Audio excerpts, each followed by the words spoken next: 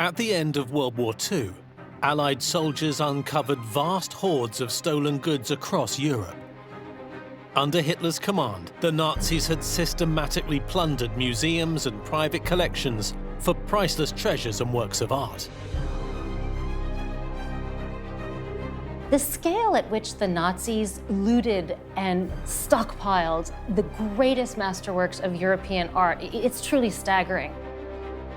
There's works by Picasso, works by Klimt, works by Caravaggio. There's many works of art that have simply disappeared.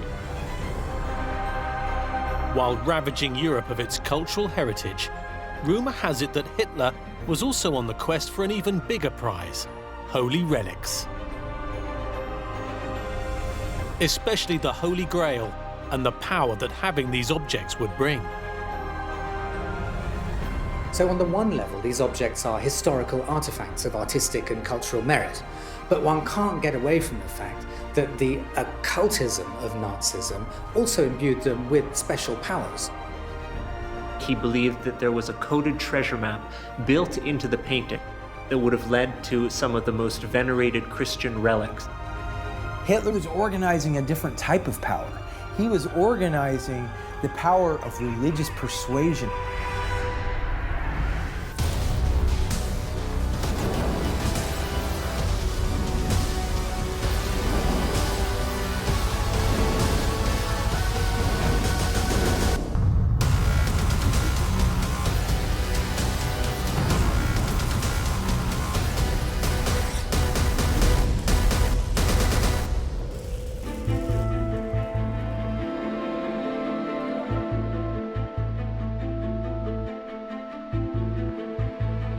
On January the 30th, 1933, Adolf Hitler was appointed the Chancellor of Germany. Over the coming months, he grew in power and became a dictator. He saw himself as king of the world.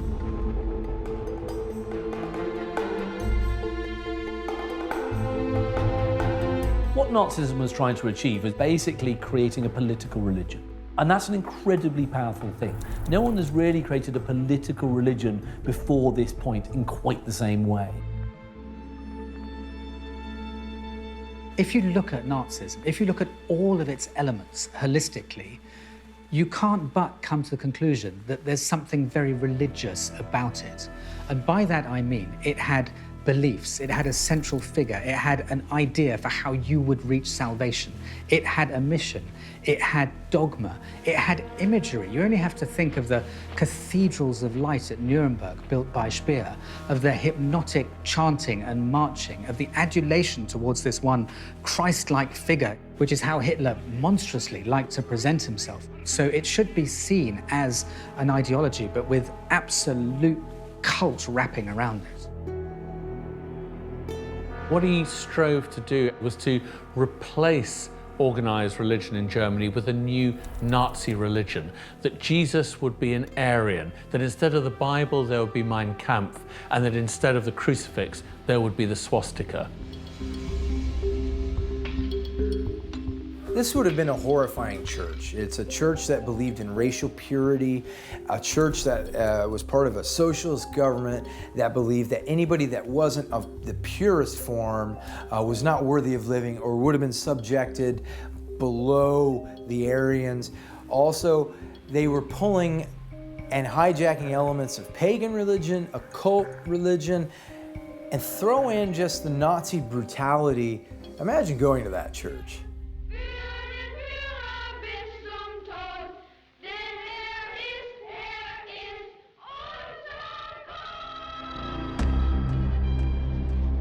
German expansion throughout Europe began in 1938 with the annexation of Austria and then continued with the occupation of Czechoslovakia in 1939. At the same time, Hitler's number two, Heinrich Himmler, was expanding his knowledge of the occult. He was convinced the Nazis could achieve great victories by harnessing the powers of the relics. Several of the other Nazis in the hierarchy did lean towards the occult, but mainly, of course, it was Heinrich Himmler, head of the SS, who had this glorified idea of how the chivalric ideal of the medieval times could somehow be channeled through him and his henchmen. But he was completely bonkers.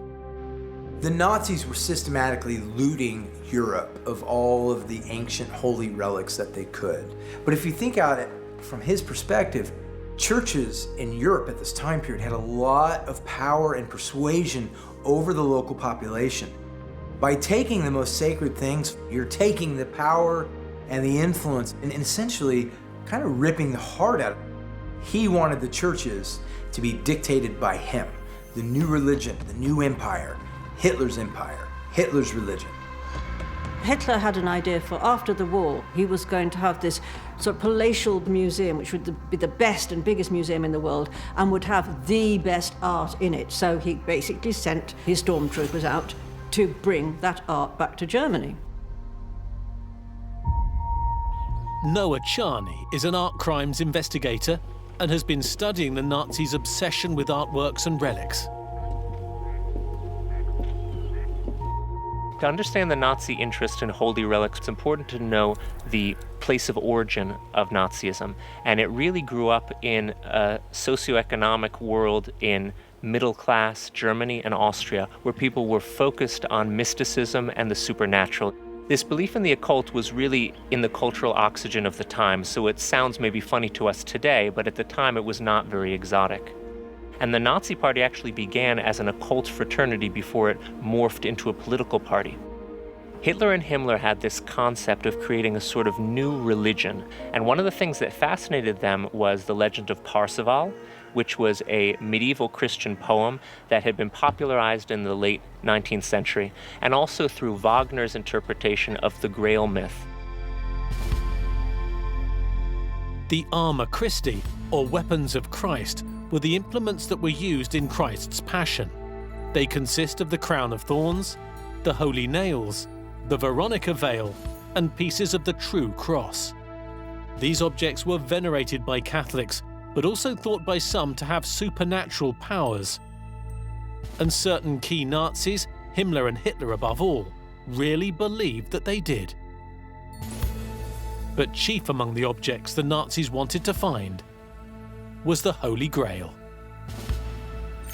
The Holy Grail is incredibly significant for all sorts of reasons for different people. For devout Christians, it's the cup that caught the blood of Christ as he hung on the cross just after the spear of destiny pierced his side.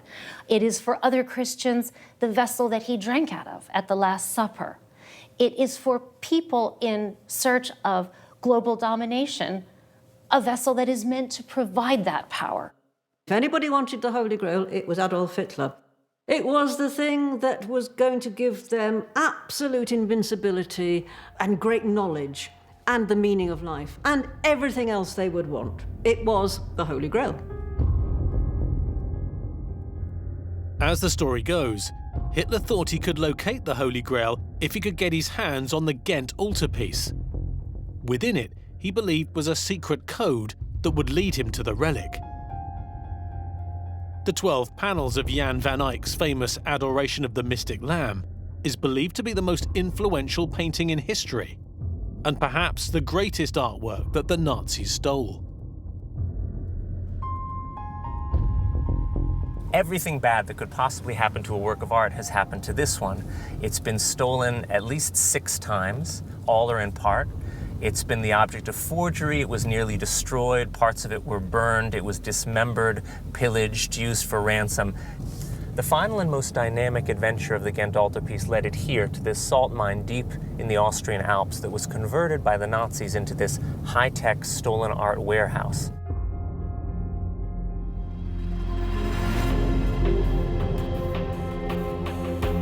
The Altersee salt mines in Austria were one of the many underground storage facilities used by the Nazis.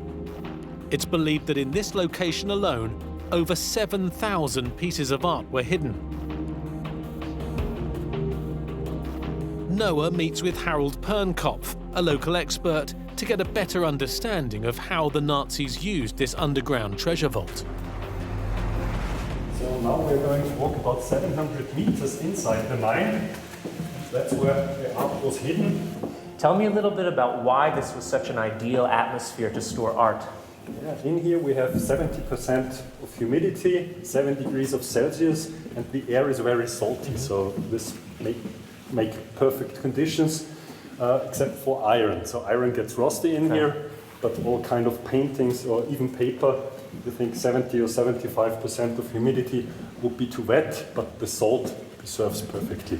And I imagine there were no concerns about bombs because we're very well secured inside this mountain. Yes, we are 700 meters inside the mine, and we have 200 meters of solid rock above us. People watching this program will think, well, what a ridiculous place to put valuable works of art in a salt mine, dripping with water, damp, awful conditions. But basically, you go into the salt mine where these works of art were stored, and you've got perfect conditions. It's perfectly dry. The conditions are for some reason, better than basements or anywhere else. And when you actually look at the wood, it's as if I'd sort of knocked the nails in last week and created these frames. It was perfect, and that's why they stored all their works of art there.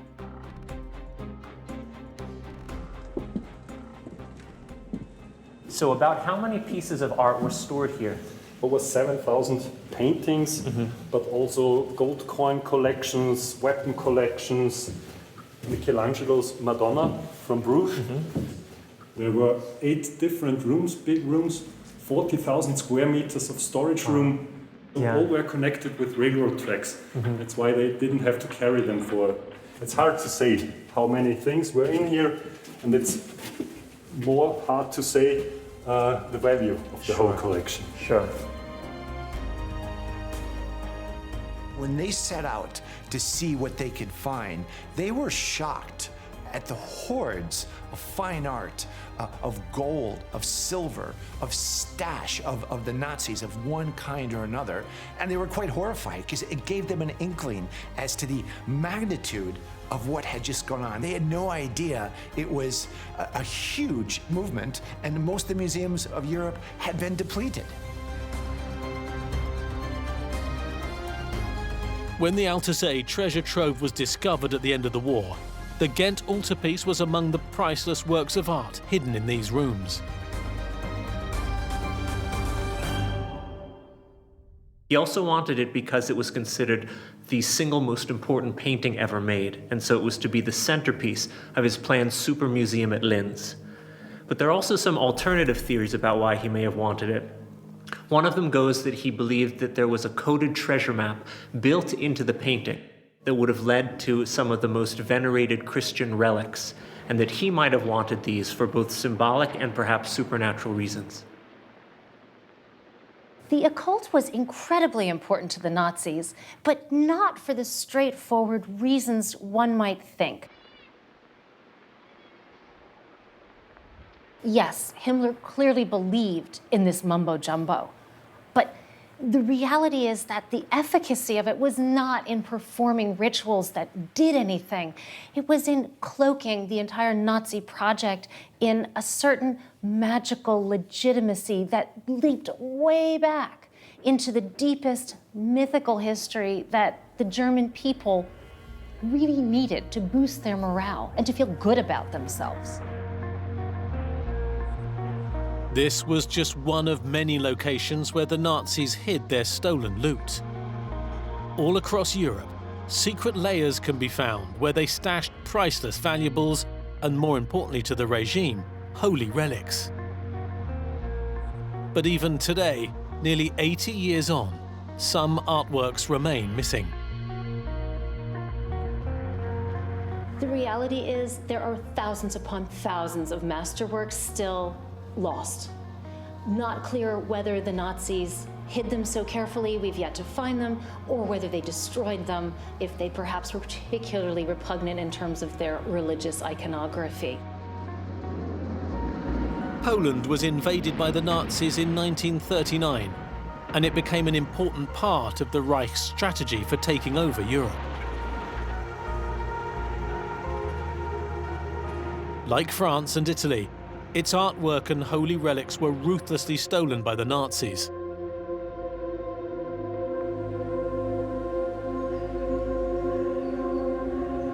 Polish journalist and explorer Johanna Lamparska has spent several years investigating the Nazis' theft of art and holy treasures.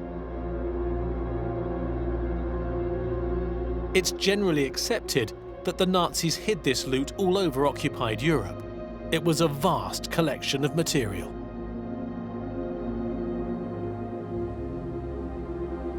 They moved all very valuable items to Germany first, to Berlin, to museums, to private collection of Himmler, Hitler, and so on.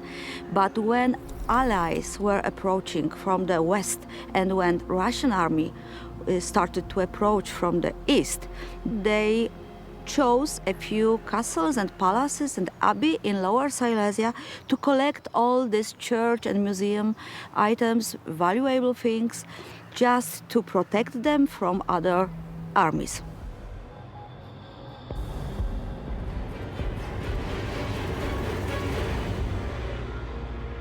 One of the locations that was used to store their plunder was Lubiaz Abbey in southwest Poland.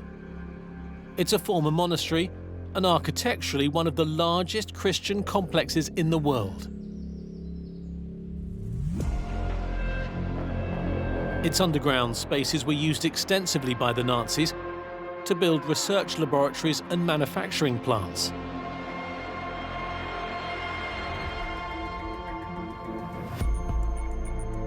Johanna has come to Lubiaz to search its subterranean tunnels and chambers with a team of experienced local treasure hunters. Can they find evidence of the priceless holy relics and other valuables allegedly hidden at the site? They had to find hidden places, and in the end of war, they brought it here. Explorers and treasure hunters believe that something still may be hidden in this abbey.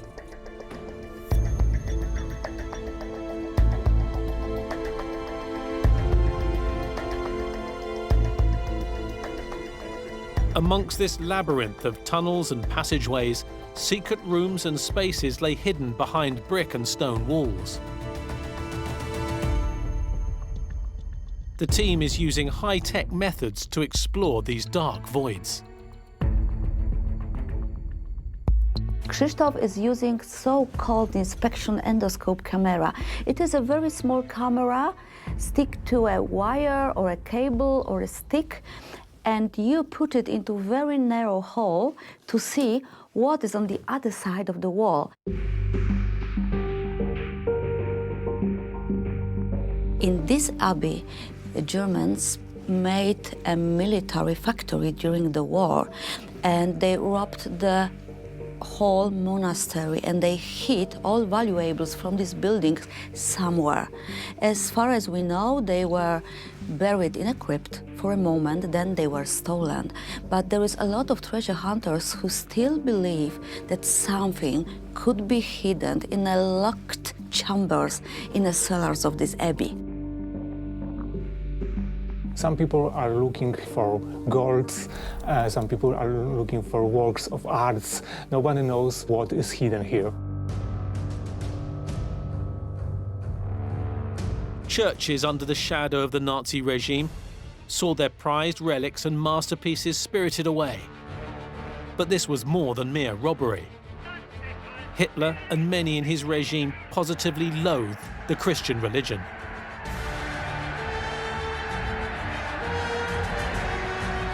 The reason why Hitler had such a loathing for Catholicism was that fundamentally the idea behind Catholicism and Christianity is that everybody is equal in God's eyes, that everybody shares God's love. To Nazis, that's absolutely anathema. For them, there are complete hierarchies of the order of people, so they had to exterminate those values that they didn't believe in.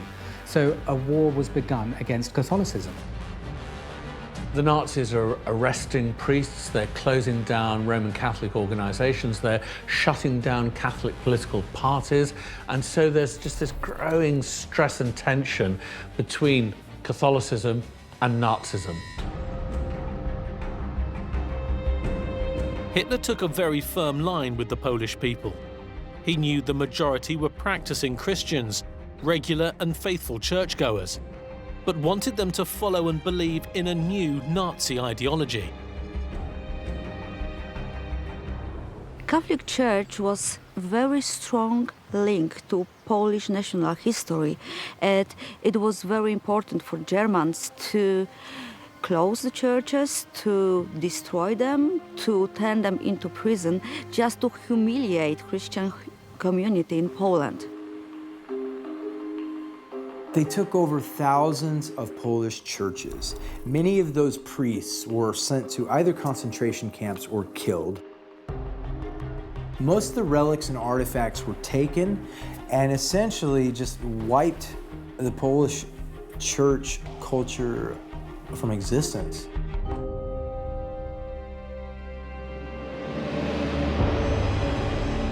One of the most bizarre examples of Nazi cultural vandalism can be found here in St. Michael's Church, located in the town of Olesno in present-day Poland. A member of the local clergy leads Johanna to the site of this extraordinary crime.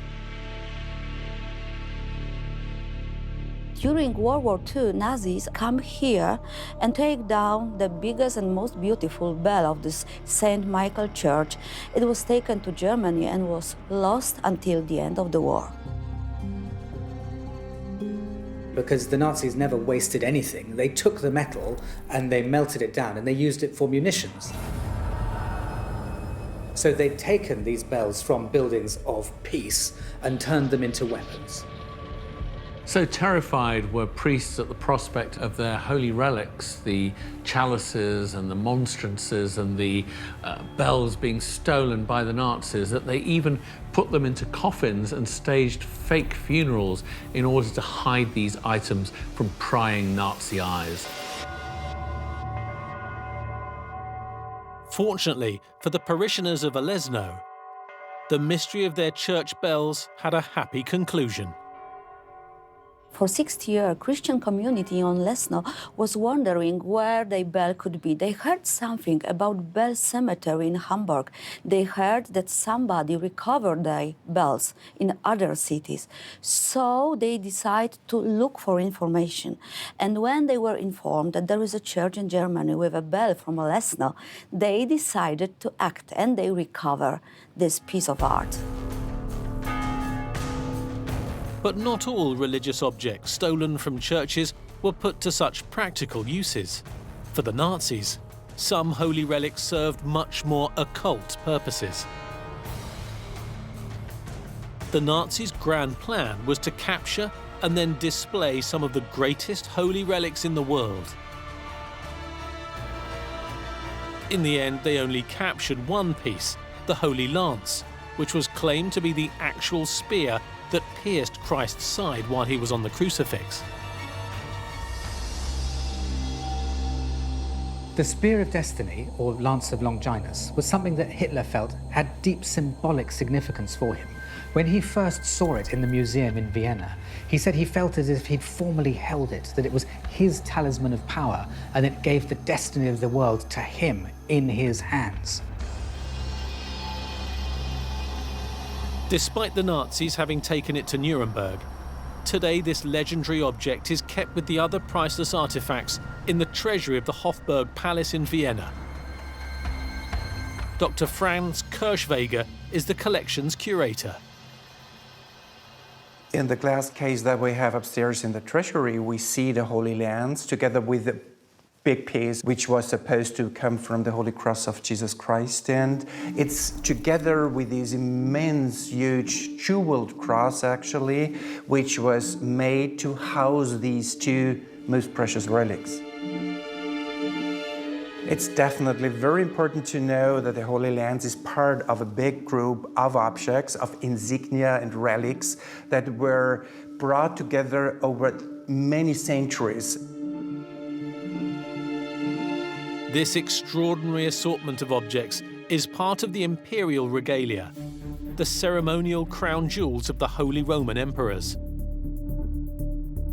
Dating back to medieval times, the most important parts were the imperial crown, imperial sword, and the Christ-linked Spear of Destiny. This spear that supposedly pierced the side of Christ and thus was empowered with his power, then went on to develop even greater legend as it passed from the hand of one powerful man to the other, under the belief that if they wielded this spear, they were omnipotent and they could bend the world to their will. For Hitler, having the imperial regalia of the Holy Roman Empire was his aspiration to create a 1,000-year Reich. I mean, the Holy Roman Empire had lasted 1,000 years, so he wanted his Reich to last the same amount of time.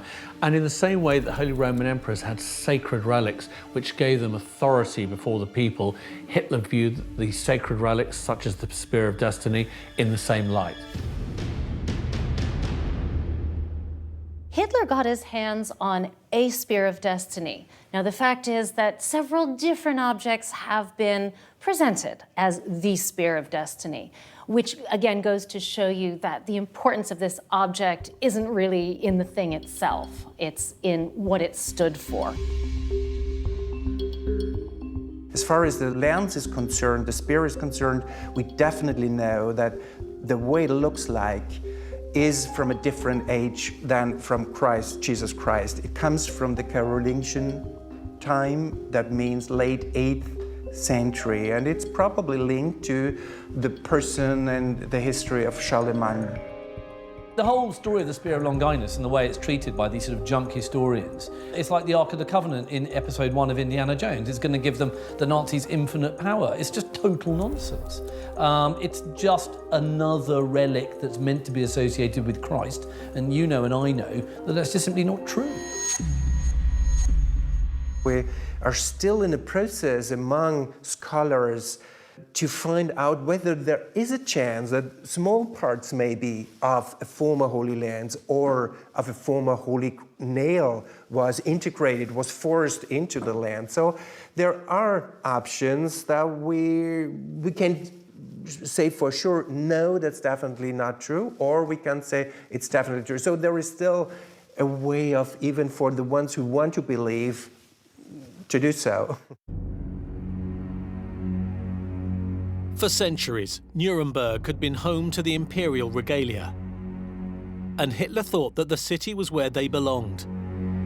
But in the late 1700s, these crown jewels were hastily moved from Nuremberg to Vienna to avoid Napoleon's clutches, and Hitler was determined to take them back. In 1938, the lance, as well as the rest of the imperial regalia, was brought back to its former home of Nuremberg. Nuremberg was sacred to the Nazis. It was the traditional heart of the Holy Roman Empire. And the Holy Roman Empire had been, at its heart, a German state.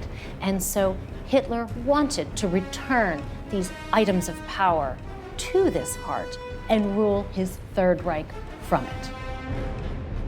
Nuremberg was the heart of Nazism. It's where Hitler held all the early rallies. It's where they would reconvene every year to extol the virtues of Nazism.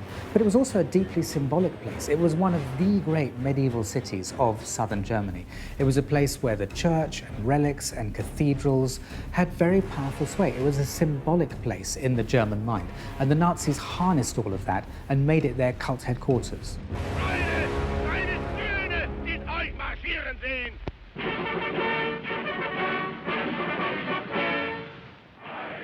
Today, Nuremberg has moved on from its troubled past. But the crumbling and decaying remains of the Nazi Party rally grounds still evoke memories of the barbaric regime that constructed them, a regime for whom awe and spectacle was key to its survival. It's an amazing feeling to be here for the very first time at the Nazi rally grounds in Nuremberg. If you can imagine tens of thousands of people gathered here during 6 enormous rallies between 1933 and 1938. This is the Zeppelin field, and over here on this grandstand is where Hitler would have given his most famous speeches. But as Hitler stood on the podium at Nuremberg, promising an empire to last 1,000 years, he also looked to the past to help secure it. There are a couple of ideas about why Hitler wanted to possess the crown jewels so badly, particularly the Spear of Destiny.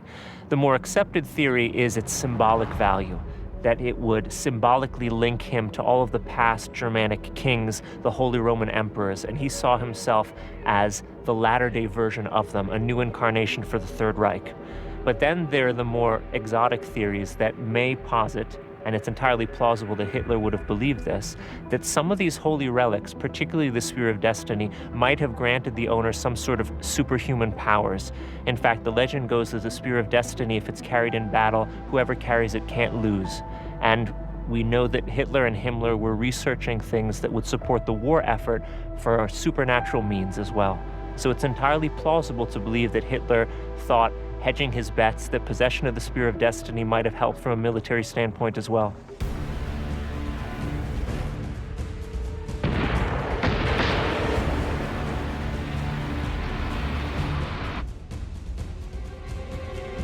The Holy Lance, or Spear of Destiny, was initially kept in Nuremberg together with other priceless pieces, which comprised the imperial regalia, or German crown jewels. But as the tide of war turned against the Nazis, thoughts soon turned to hiding their precious relics.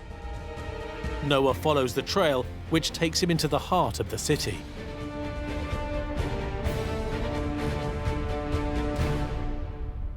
When the Second World War was brought to Germany and the Allies started bombing, there was a serious concern that some of the art treasures of Nuremberg, including the crown jewels, would be destroyed in an Allied air raid.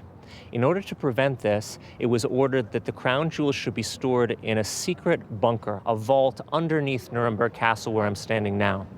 That vault is where the crown jewels remained throughout the war until they disappeared from this locked vault. Today, this tunnel system is known as the Kunstbunker. Noah meets guide Andreas Clements, who can tell him more about the intriguing site where the imperial regalia and the Holy Lance were safely hidden from the Allies. The bunker originally was a beer cellar. The beer cellars are now 640 years old. There are 4 football fields of them, and in some spots they're up to 4 floors deep. This place was bomb-proof.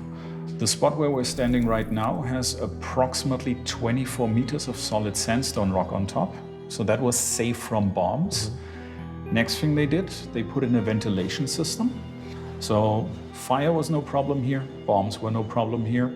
The place was dry, the place was well ventilated. So at least during wartime, this was perfect to store artwork. Even as the Allies overran Germany, the treasure stored in the Kunstbunker should have remained hidden. But a US Army intelligence officer named Walter Horn had a lucky break. Yet Horn wasn't an average intelligence officer. He had an extensive education in art history. Walter Horn was a senior intelligence officer in the US Army, and at the end of the war, he was interrogating a 48-year-old German private, a rather beleaguered figure called Fritz Huber. And he was asking him about biological, chemical weapons that the Americans were worried that Hitler may have concealed in certain ways that could be used at the end of the war. They weren't getting anywhere in the interrogation. And then Huber just asked him whether he was interested in old art. And not realizing maybe that Horn was a professor of history, a medievalist at Harvard.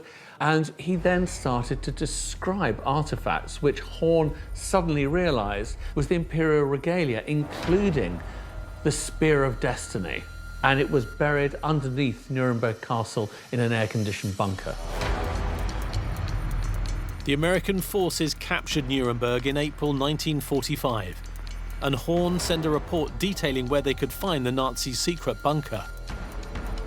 But before the US soldiers could enter the Aladdin's cave of treasures, the imperial regalia were removed by 3 clever Nazi soldiers who were one step ahead. Towards the end of the war, it became clear that rather sooner than later Nuremberg would be conquered by the Americans. They were coming quite close. The 3 men in charge of the bunker wanted to save the regalia from the, as they put it, cultureless Americans. So they conspired to remove the most important pieces: crown, scepter, orb, and sword. By July 1945, Germany was defeated, and Horn had transferred from intelligence into the Monuments, Fine Arts and Archive program. This group, better known as the Monuments Men, was established by the US government to track down art and cultural items stolen by the Nazis.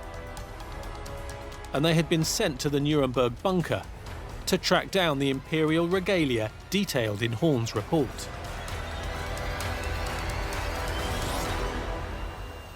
The Monuments Men find the bunker, they do an inventory, and early on they notice, the 4 most important pieces were missing. And they start looking for them, for those 3 guys. They find 2 of those guys, and they interrogate them for several hours. And at first they keep their mouths shut. And at one point, one of them gives up the location, shows the real regalia to the Americans, supposedly after they promised him the regalia would not be taken to the US, but would be given back to Vienna. So it's interesting that they chose 4 objects, but they didn't take the Holy Lance. No, it shows you what was considered important. They chose what they considered important, the symbols of power, not the relics.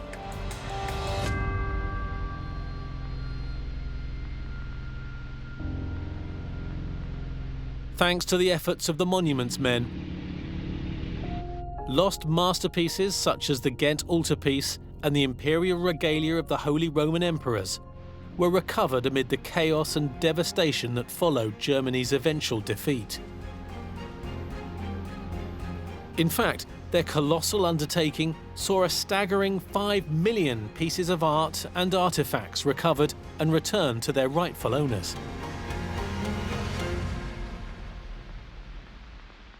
The Monuments Men were incredibly successful. I think they were surprised by their own success. We have photographs of them standing by, classic works of art, standing by, gold bullion stacked as tall as they are, jars full of gold teeth that presumably were taken from Holocaust victims. I mean, shockwaves went through the Allies when they realized just the extent of how the Nazis had pillaged everything in Europe. But the story is far from over. While many looted works surfaced from the Nazis' hidden network of caves and bunkers, a significant number of other pieces are still out there somewhere, either lost or in the wrong hands.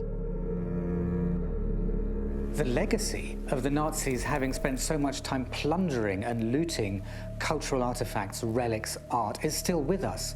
These objects still surface today on the black market, in auction houses, in private collections, and there are still lists of the vast number of them that remain missing. There are still black markets for antiquities from World War II, stolen goods, and you'd be surprised at just how many illegal auctions and trades are going on in goods from that era. But there are teams of forensic scientists, archaeologists, ex-police officers, and detectives actively hunting down some of these artifacts, relics, and treasures to get them back to the families of the original owners.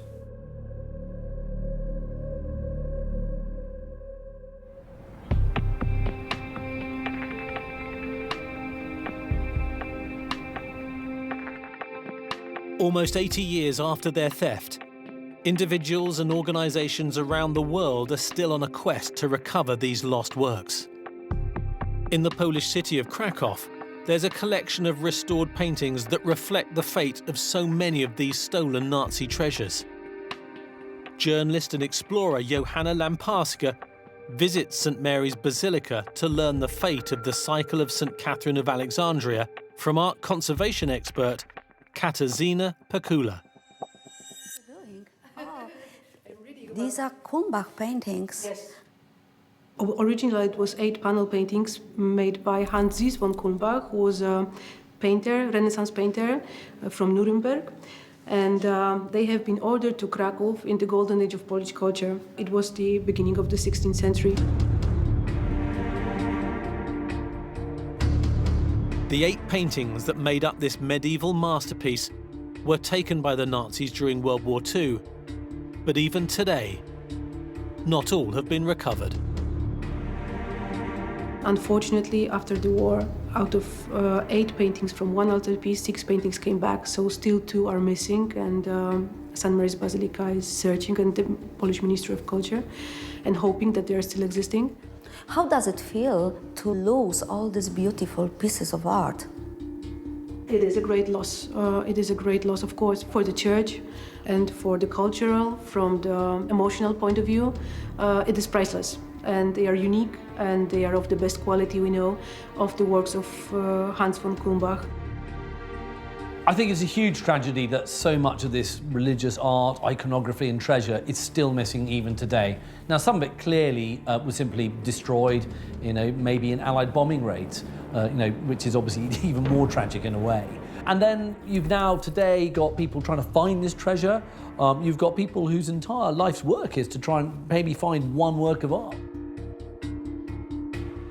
While we do have a sense of certain specific items that we are searching for, and there are people out there all the time trying to recover them, we really don't know the true magnitude of what's missing, and don't even know in some respects what we should be looking for. Many of these artworks that are considered still missing are actually being actively traded through black market networks, and it's become even easier to do so now with the internet and the deep web.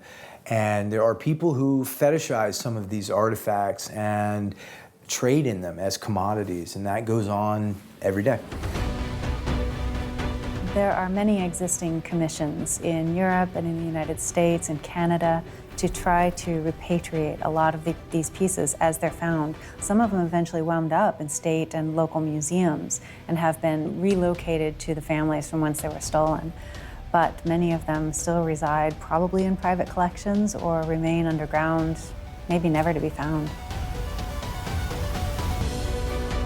Many people are still obsessed with finding the missing art, including, of course, the people's families who originally owned some of these, because a lot of the art was originally owned by Jewish families who simply had it removed from them. At least 600,000 of them were stolen from Jewish families, and some 100,000 of them still remain at large.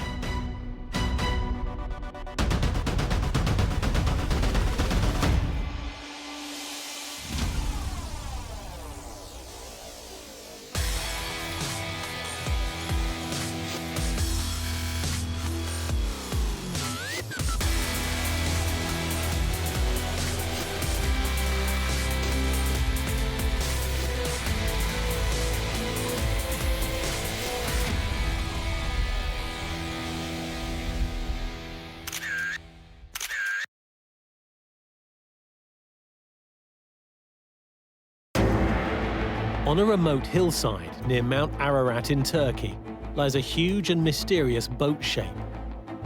Many scientists believe it's just an unusual rock formation, but some investigators claim that, amazingly, it's the physical remains of Noah's Ark. Well, we made it, guys. This is it. We are standing on Noah's Ark. If this was a natural rock formation, it would be a jagged, irregular shape or a jumble of just little rocks and boulders. Instead, you actually see the boundaries of the boat. I had to investigate it. According to the Bible, it was here in the mountains of Ararat that the Ark landed, with Noah's family and breeding pairs of all the world's animals on board. After surviving a great flood sent by God to destroy the entire world. Now we are in the middle of the Ark. It fits the biblical size. What is the truth? Are there other more convincing geological explanations? Or are these really the remains of Noah's Ark? Despite what the Bible says, there is actually zero archaeological evidence for Noah, an ark, or a flood. Sometimes there is no truth, but I am a huge believer that there are usually some grains of truth in most myths and legends.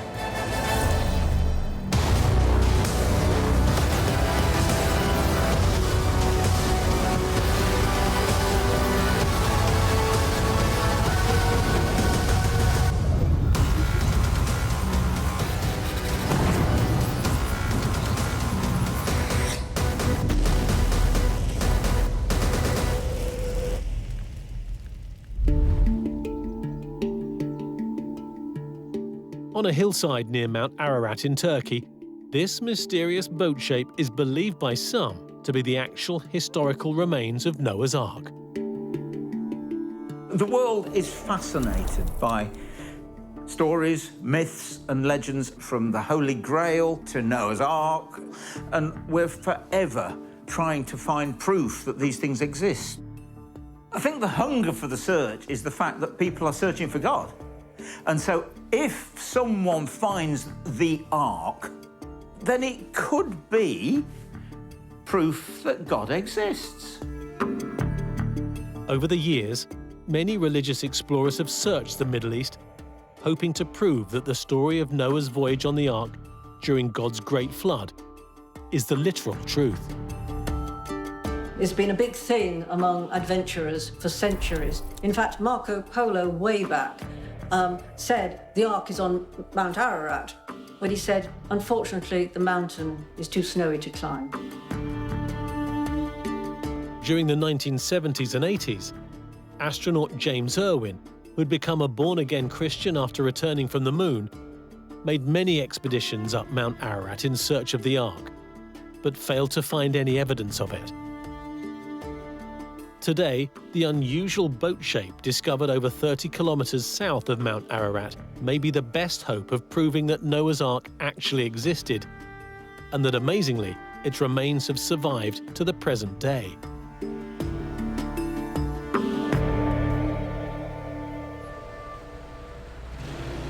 Today, the leading investigator of the site is devout Christian Andrew Jones. Accompanied by research teams, he's been visiting and studying the site for more than 20 years. Yeah, I first came here in 1997, and I was in college, and it was like a dream come true. It was the most exciting trip, because you're thinking you're walking on the remains of Noah's Ark.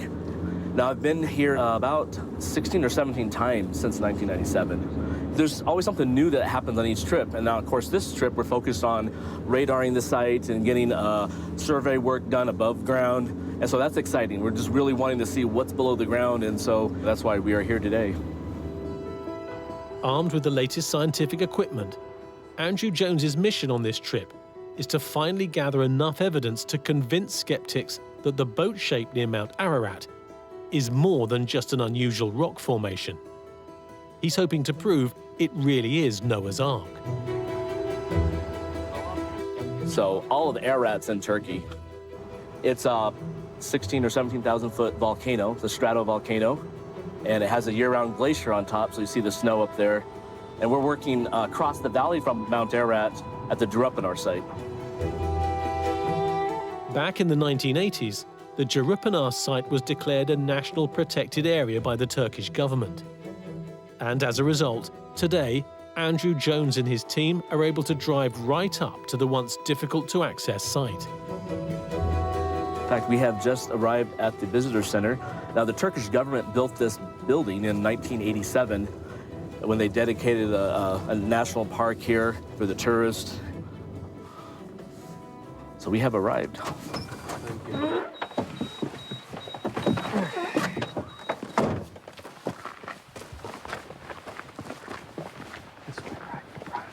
Morning, Zafir. Beautiful day, huh? Yes, it is. Welcome. Good morning. Good morning. Once their equipment is unloaded, Andrew's investigation team heads straight out to the site to begin work. He's hoping that their latest state-of-the-art scientific equipment, including ground-penetrating radar, will enable them to convince even the most die-hard skeptics that Noah's Ark really has been discovered. Christian archaeology is a weapon of faith in the arsenal of proving to this modern scientific world that the stories in the Bible are real, and the Ark has become a totemic part of that. Well, we made it, guys. This is it. We are standing on Noah's Ark. Can you believe it? We got a busy day ahead of us. If it is a boat, if it is an ark, we're hoping to see basically striations that would correlate to what would be the beams and the ribs of a boat. That would be one major indicator. To skeptics, however, the site has clearly been shaped by natural geological processes. When we look at a site like Durapina, and you look at the geology and the geologic history of the area, we know that there was glacial movement there, making it very possible a large rock fell off the side of a mountain, and it got surrounded by rocks that are different hardnesses. In this case, it just happens to be sort of the outline of what we think of as a boat shape. To me, if it is Noah's Ark, then that's a big plus for proving that, that the Bible is true. If we start digging and find just natural layers of rock and dirt down there, it would be very disappointing. I mean, I've looked at this and studied it and investigated it for half my life. Can Andrew and his research team find sufficient scientific evidence to convince skeptics that the site is the last resting place of Noah's Ark and isn't just an unusual rock formation? Detailed analysis and precise measurement of the boat shape will provide important clues.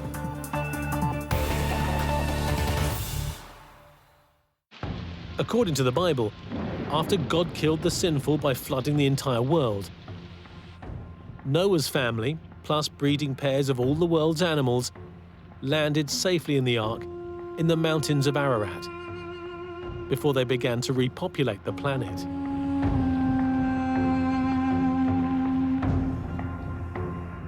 And so if Andrew is correct in his beliefs that the boat shape is indeed the remains of Noah's Ark, then he's walking on the spot where a new world was created. Noah was the ultimate climate change hero.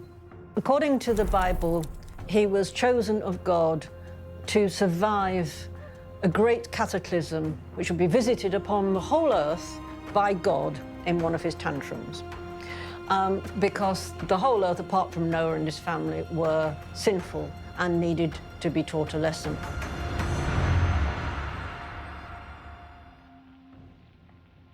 Noah is one of the great figures of Genesis. He is the righteous man. He is the man who was chosen out of everybody else because of his piety and his beliefs and his upstanding nature to save the world. If he really did what he did, and he saved mankind, and, for want of a better word, animal kind as well, then you can't get any guy on the planet that's done more for us than Noah. So, hail Noah. Andrew Jones is convinced that this remarkable story isn't just a biblical legend. He believes it's factually accurate.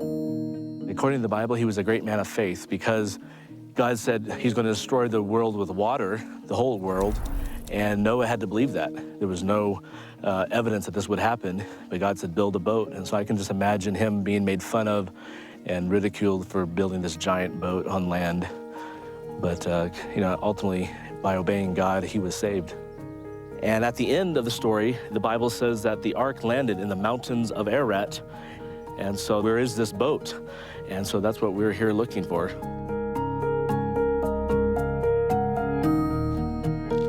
Most scientists believe this unusual boat shape is simply a rock formation shaped by an ancient landslide. But Andrew is hoping his research team can gather enough scientific evidence to convince skeptics that it really is Noah's Ark. How you doing, Seth? Just finished 120 scans. You finished 120 scans? Yes, millions wow. of data. And those points basically creates a 3D model of the object you're shooting. Exactly. We put them all together, stitch them all together, and it also takes pictures while it's doing it, so it colorizes it, so it looks realistic. That's amazing. I can't wait to see the results of this. After fully surveying the site with the high-resolution mapping scanner, the team is soon able to build a preliminary 3D picture of the parts of the boat-shaped formation that are visible above ground. So the results we've gotten, we're extremely pleased with. Right now, this is bird's eye view, and you can see this is kind of the bow of what we believe to be a ship structure. and this is the backside of it. And then this is the limestone structure that they believe this boat got impaled on as it came down the mudslide. And then you can kind of see the surrounding topography. You almost can kind of visually see the mudslide coming down the hill here with these ravines and cracks. You can kind of see a little bit of the motion and how some of that is kind of parting and going around the structure. We can't make the determination whether it's Noah's Ark or not. What we can do is provide archaeologists the details they need to plan and then be able to do that invasive excavation, try to see what's actually under there. As excavation of the site is not yet officially approved, over the coming days, the team plan to build up a picture of the site below ground using ground-penetrating radar.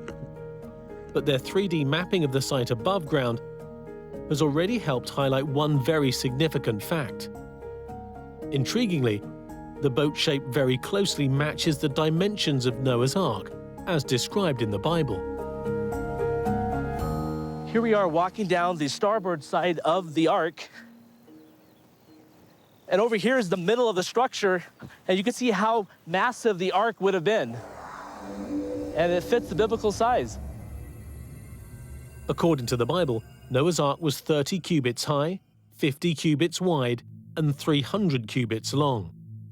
In modern terms, roughly 15 meters high, 26 meters wide, and 155 meters long, which is vast.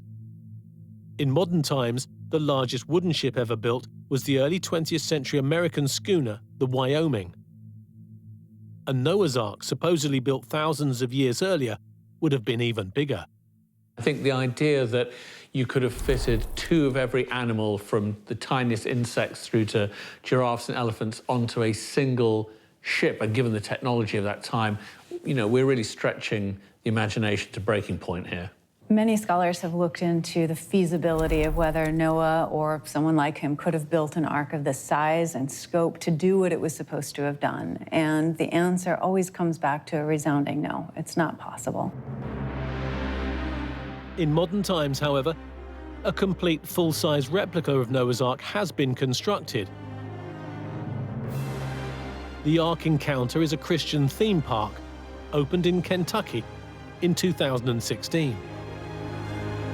To build something like Noah's Ark would have had to happen on basically a military scale. You need organization, structure, hierarchy, logistics, planning. So Noah would have had to have been in charge of all of that. The modern replica in Kentucky required over 3,300,000 board foot of timber. Over 1,000 craftsmen were employed, and it is the largest timber frame structure in the United States. These people built the Ark using modern tools, electricity, gasoline, vehicles. For Noah to do all that with Bronze Age tools would basically mean he was like kind of a Superman. And then, on top of that, he has to become a sea captain of the largest vessel ever built and a zookeeper. Think of all that coming together, and it just boggles the mind.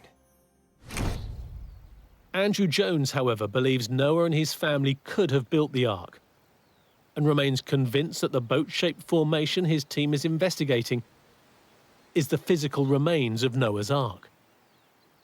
If this was a natural rock formation, you would not get this shape of a hull. It would be a jagged, irregular shape, or a jumble of just little rocks and boulders in a mud flow. Instead, you actually see this man-made object, the boundaries of the boat.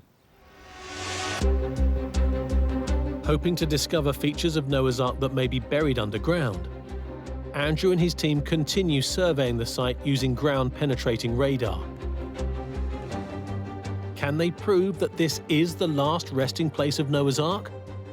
Or will geological evidence point to more plausible natural explanations for the site's unusual characteristics?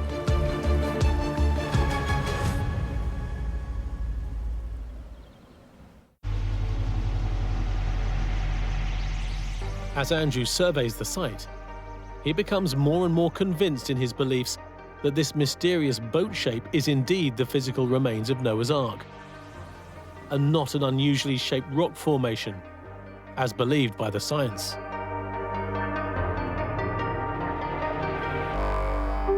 So we're standing on the pointed uphill end of the Ark. What's really interesting about this boat formation is that the pointed end is uphill. Now you might be wondering, why does that matter? Well, some critics believe that this site was formed naturally, and in that case, they say that there was a rock and a mud flow, and this mud went around this rock and formed the boat shape. Now, the problem with that theory is that this is the complete opposite. If that did happen, the rounded end would be uphill. In this case, the pointed end is uphill.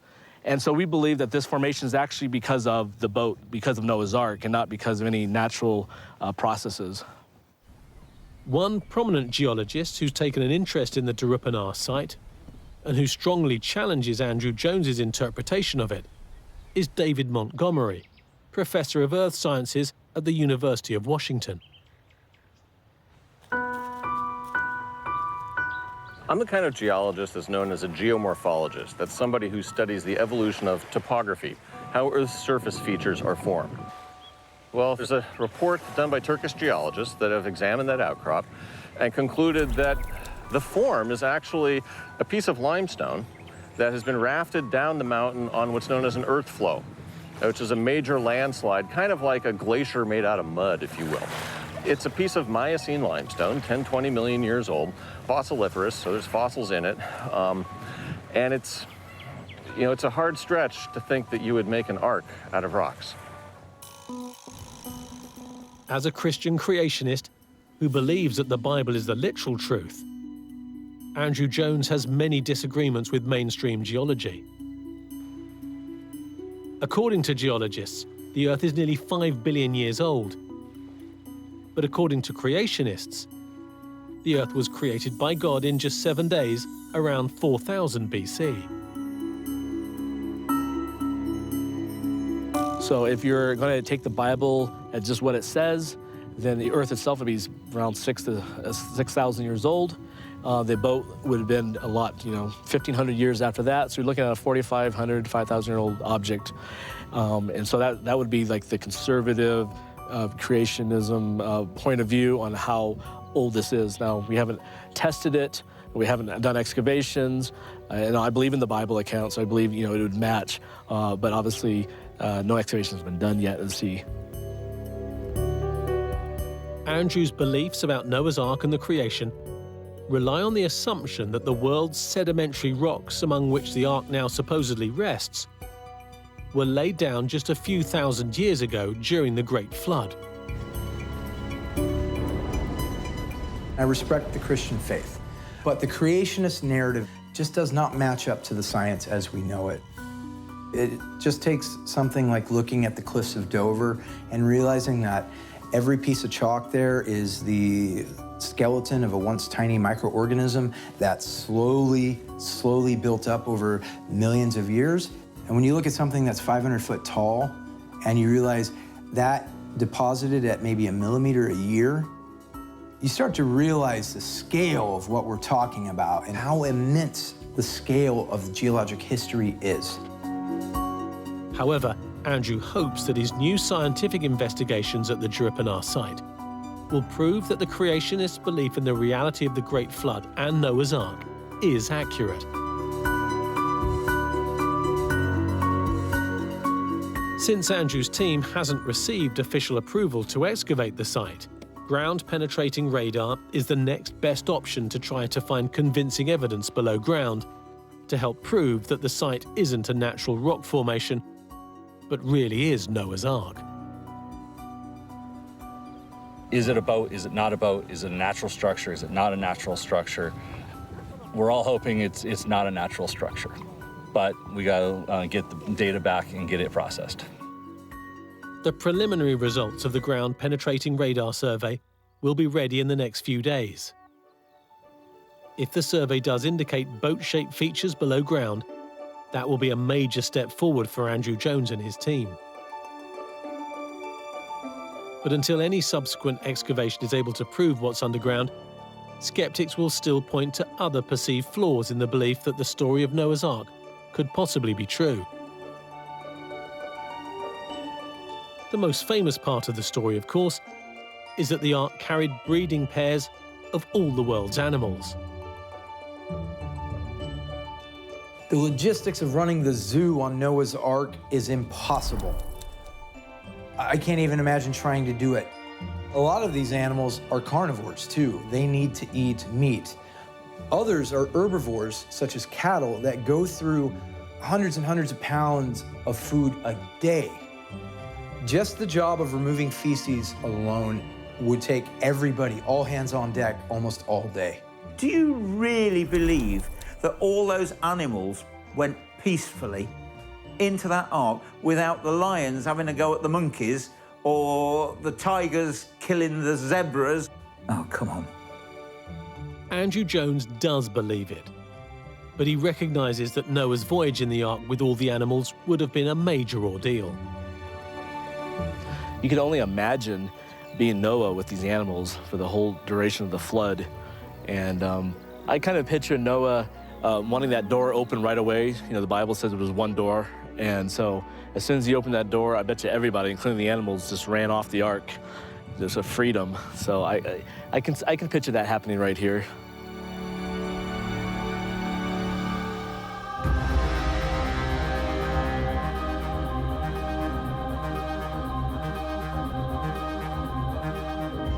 But skeptics question whether there is any scientific evidence at all that there ever was a global flood. But in an effort to find corroborating evidence to support his belief that the world did indeed suffer from such a global flood, with Noah's Ark as its sole survivor, Andrew and his local Turkish assistant, Zafer Onay, are now going to visit another site.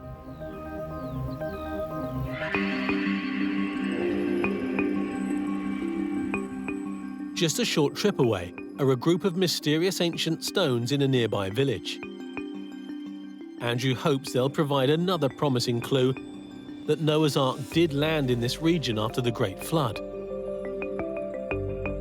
Andrew believes that these stones once had a very practical purpose on board the Ark itself. Yeah, the big anchor stone is still there. That's amazing after all these years. Remarkably, Andrew believes the group of heavy stones found here, known as drogue stones, were once hung over the side of Noah's Ark to stabilize it as it navigated the choppy waters of the Great Flood, sent by God to destroy the entire sinful world. I think so far they've found like 20-something, 26 or so of these.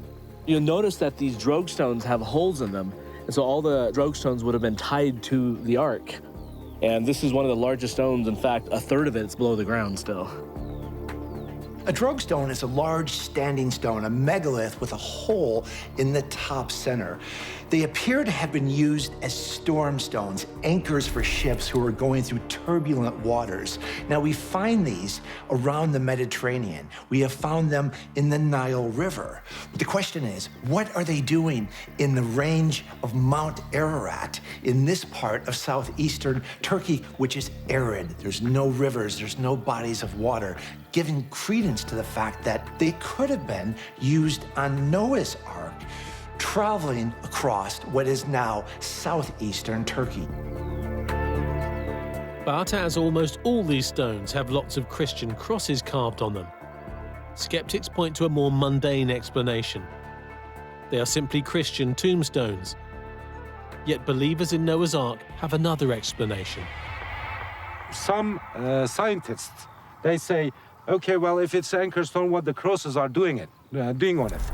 And what I believe personally, and what I heard from the peoples who believe these are anchor stones, drug stones, which is, they say this is carved later on by Christians, that they still, at the time, they believe this is something from Noah's Ark.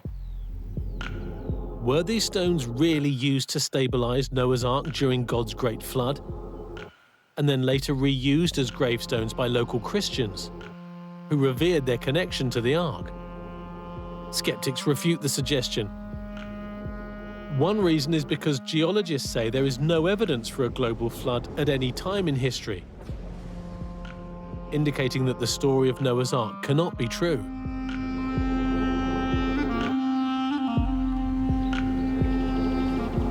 You really have to throw away the last couple centuries of geology and all the science and physics and chemistry and biology and paleontology that goes along with that to embrace the idea that the world was shaped by Noah's flood.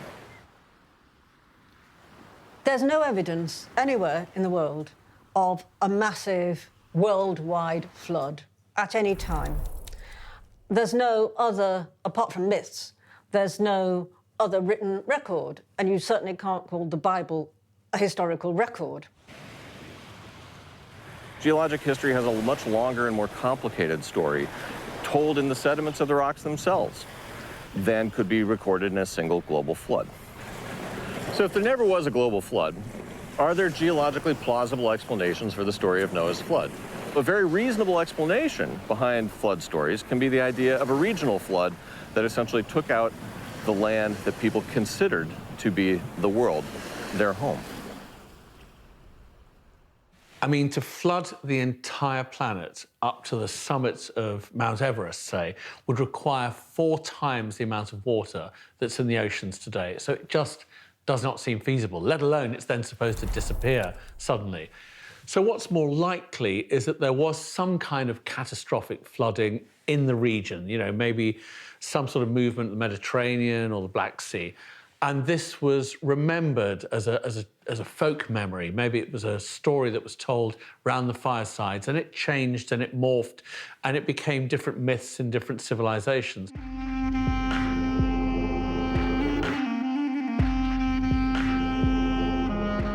Geological evidence shows that one area of the world which suffered occasional massive and catastrophic regional floods in antiquity was the valley of the Tigris and Euphrates in Mesopotamia, modern Iraq, where civilization began over 5,000 years ago.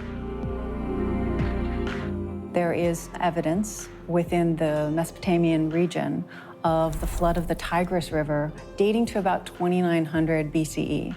So this we can date by pottery shards that are found just before and just after this level, this geological level, that gives us quite a firm date for that. At the time, around 5,000 years ago, local people affected by this huge, devastating flood in Mesopotamia could easily have believed that the whole world was flooded. If you're looking at a worldwide deluge, when you consider what world means to a person who only has ever been within a couple miles, 10 miles, maybe even 100 miles of the place that they were born, that's a lot different than our global concept of the world today. The Bible story of Noah's Ark surviving a global flood was written a couple of thousand years after the Great Flood in Mesopotamia. But could the biblical account have been inspired by it?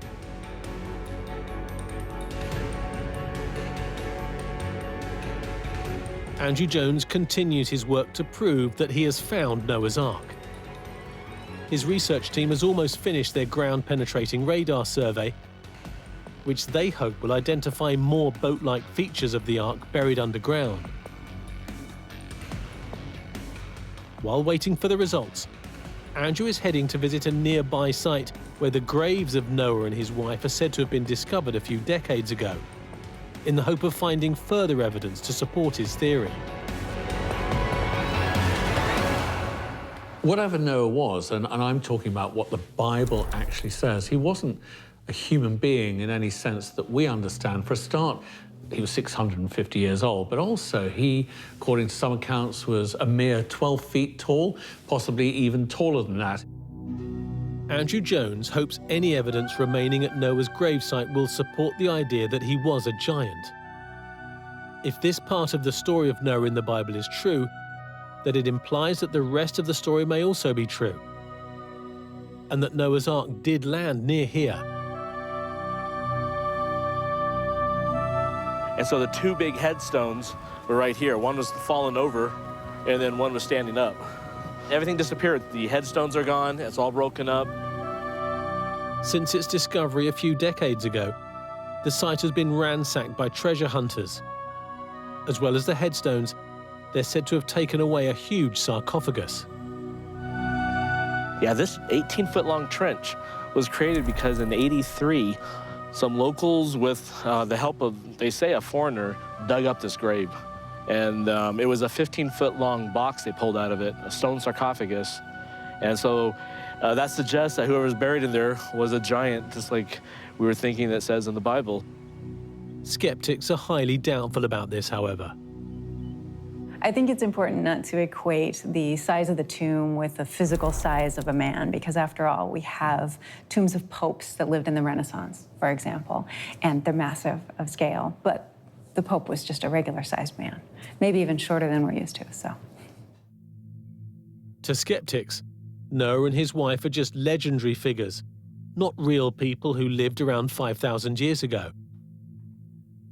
Today, the most credible evidence challenging the factual legitimacy of the Noah's Ark story comes from the remarkable discovery of some ancient clay tablets bearing the world's oldest writing. Dr. Selina Wisnam, an Assyriologist at Queen's College, University of Oxford, is one of only a handful of experts able to read the mysterious writing on the tablets, which come from Mesopotamia, modern Iraq, where civilization began over 5,000 years ago. It's the earliest writing system we have anywhere in the world, so it gives us our oldest sources of information for all kinds of facets of human life, from the very invention of cities and agriculture, right through to the Babylonian sciences, medicine, mathematics, astronomy, etc. Over the years, decipherment of a number of Mesopotamian tablets has provided dramatic evidence about the likely origins of the biblical story of the Great Flood and Noah's Ark. This tablet is a replica of an incredibly important tablet because it was the first one to be discovered that had any trace of a Babylonian flood myth on it. It was discovered in the 19th century by a self-taught scholar, George Smith. He was reading through these, working through it, and then he came across the reference to the universal flood. And this was incredibly exciting at the time. Dating to around 1800 BC, and now known to be part of the world's first great work of literature, the Epic of Gilgamesh, this tablet was the first of many Mesopotamian variations of the flood story that have since been found. In all of the flood myths, the plot is essentially the same. There is a hero. He's usually a good man, a moral man, a man that follows the decrees of God or gods. And he tries to save a bit of the world, save a bit of humanity and a little bit of the animals that were populated on it by putting them into a big boat to escape a great deluge. The similarities between the original Mesopotamian flood story and the Epic of Gilgamesh, and the subsequent story of Noah's Ark, written in the Bible around 1,000 years later, are remarkable. In both, a god tells a human figure that the flood is going to come, tells him how to get around it, tells him to build a boat. In both versions, the god tells the person to take on board 2 of every kind of life, all of the food that they'll need. In both cases, actually giving the very dimensions of the boat, really detailed instructions about how to construct it. The boats of the Epic of Gilgamesh's hero, Utnapishtim, and another Mesopotamian flood hero, Atrahasis, are also intriguingly similar in size, if not in shape, to the Bible's description of Noah's Ark. Utnapishtim's ark was supposed to be a cube.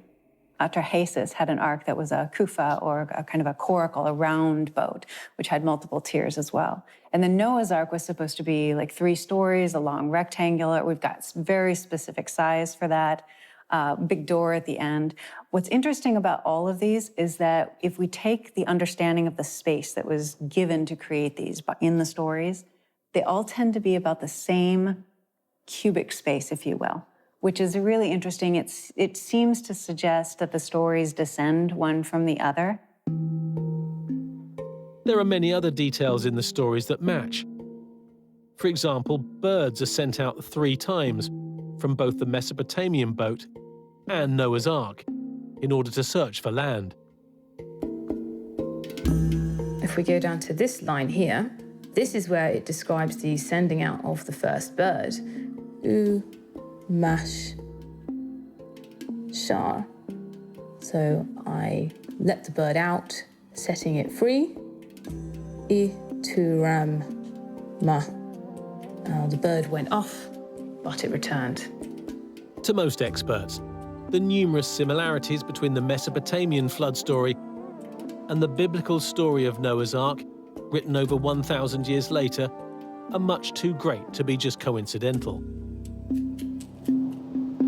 Probably the reason why there are these similarities between these stories is that the Israelites were actually in Babylonia during the 6th century BC. The Babylonian king Nebuchadnezzar had sacked Jerusalem and then deliberately moved the population around and resettled them closer to the Babylonian capital. So the Israelites would have been coming into contact with these Mesopotamian flood stories. The idea of a global flood catastrophe where a prophet-like figure leads a select group of people and animals out of the disaster and to a new world is something that recurs in many mythologies, and particularly in Mesopotamia. So you have, for example, the Epic of Gilgamesh, and in the Sumerian Babylonian civilizations, this story recurs. And Noah comes up, of course, in the Torah, the Jewish Torah, he's in the Christian Bible, and he's also in the Muslim Quran.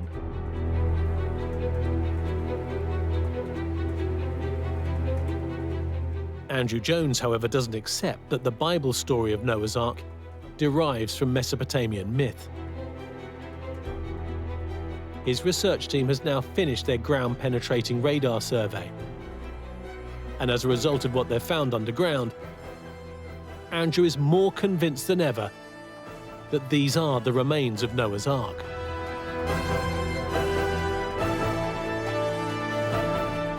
But he has his work cut out to convince the skeptics that these are anything more than unusually shaped rocks.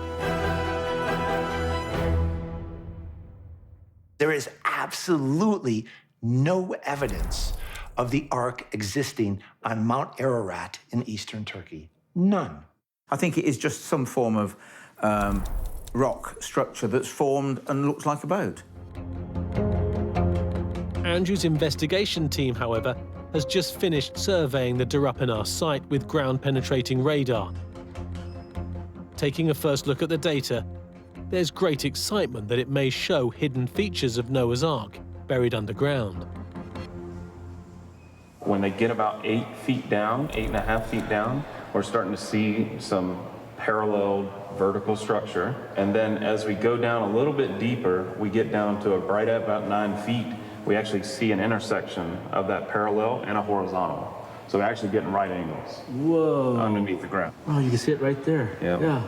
You got almost like a little cavity where you've got a right angle being created. It's like 3 or 4 right angles. Mm-hmm. So is there no way this could be natural or what? Typically, you're not going to find straight lines and right angles in a natural environment. That's man-made items, yeah. It will take considerable time for the raw data to be fully processed. So for now, the team's initial interpretation of the data is all there is to go on. Well, this is just raw data. It's not processed yet. We can't tell what it is, but typically right angles don't exist in nature. So this kind of leads you to believe that there may be something man-made under there. I think it definitely gives enough to say, hey, let's investigate further. Let's start digging up. Let's see what this is. Skeptics, however, are concerned that Andrew Jones and his team are simply finding what they're looking for. There's a phenomenon called pareidoia, and really it means that you kind of see what you want to see. And if you've invested a lot of your personal identity into a faith that has an idea such as the Earth is 6,000 years old, there was a global flood, it makes sense that people who are out looking to prove this are going to start finding evidence that other people aren't seeing, and that doesn't hold up to the science. Historically, throughout the history of archaeology, throughout the history of history, when people want to find something, they often mistake what they found for the thing they wanted to find. All in all, skeptics doubt there's any chance that the story of Noah's Ark is the literal truth. The geological evidence from the Darupanar site, along with the similarity of ancient Mesopotamian flood myths, and the logistical challenges of building an ark and populating it with the world's largest zoo, lead skeptics to propose other explanations. Most likely, perhaps, the story of Noah's Ark derives from a catastrophic regional flood in Mesopotamia or elsewhere in the Middle East thousands of years ago, which was vividly remembered in myth and then passed down to biblical times.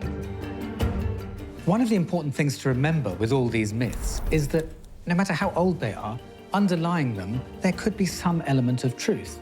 In Genesis, it says that he should take one pair of every animal. Now, that's not even remotely feasible. But that doesn't mean that there may not have been some story that went down in myth that people remembered about some person or group of people saving some local animals from a particularly disastrous flood.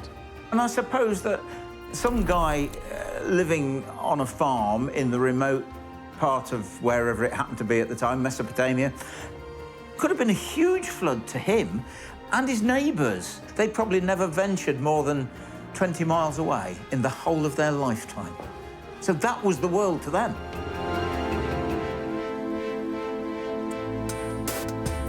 Andrew Jones, however, continues to search for proof that the biblical story of Noah's Ark is the literal truth. He remains hopeful that if he can get permission to excavate the Tartaria site in the years to come, he'll be able to find sufficient proof to convince even the most staunch skeptics that this unusual boat shape really is Noah's Ark. Ultimately, we hope to find a ship buried below the ground. And this would include rooms, floors, that would match the biblical account. And the Bible talks about having 3 decks and rooms for the animals. And so that's what we hope to find below the ground there. Whatever the truth may ultimately be, Andrew Jones' quest to find definitive proof for the existence of Noah's Ark, the smoking gun that could prove the Bible is literally true, will undoubtedly long continue.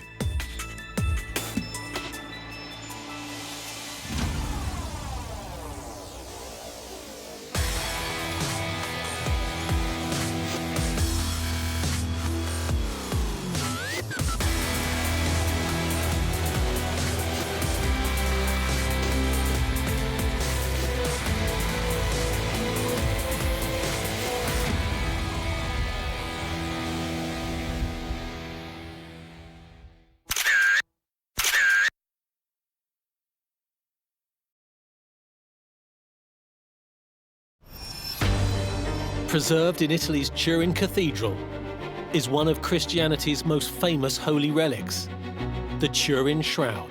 It's said to be the burial cloth in which Jesus was wrapped after his crucifixion over 2,000 years ago.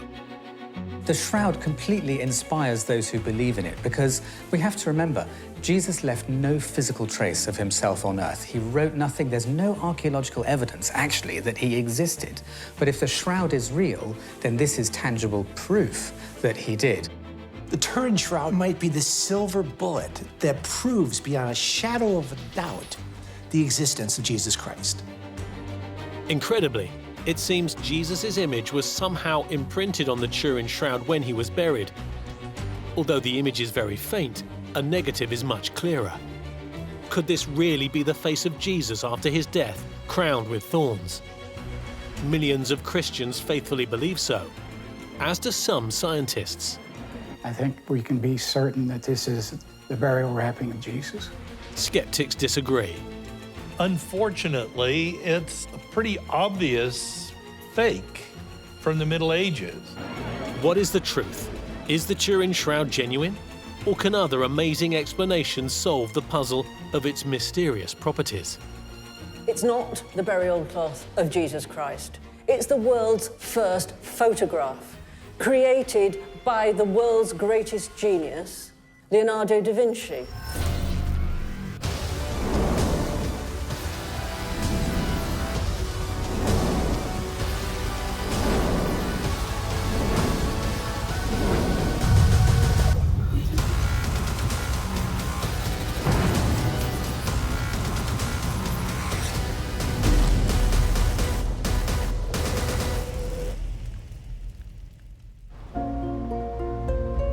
Turin Cathedral is home to one of the most famous Christian relics on the planet, the Turin Shroud.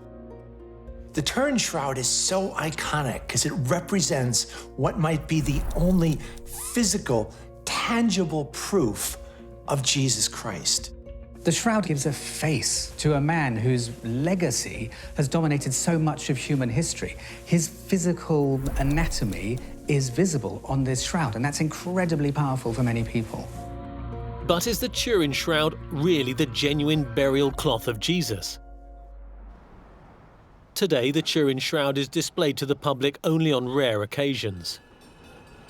But a modern copy is on permanent display in the Church of the Holy Shroud near Turin Cathedral. Bruno Barberis is the scientific coordinator of Turin's International Centre for the Study of the Shroud. We can see, the most important thing, the double human image. Here we can see the face, the chest, the hands, and the legs. The blood image are clearly distinguishable due to the fact that they are more red. In my opinion, the probability that it's not a fake, but is really the burial cloth of Jesus of Nazareth is very, very high.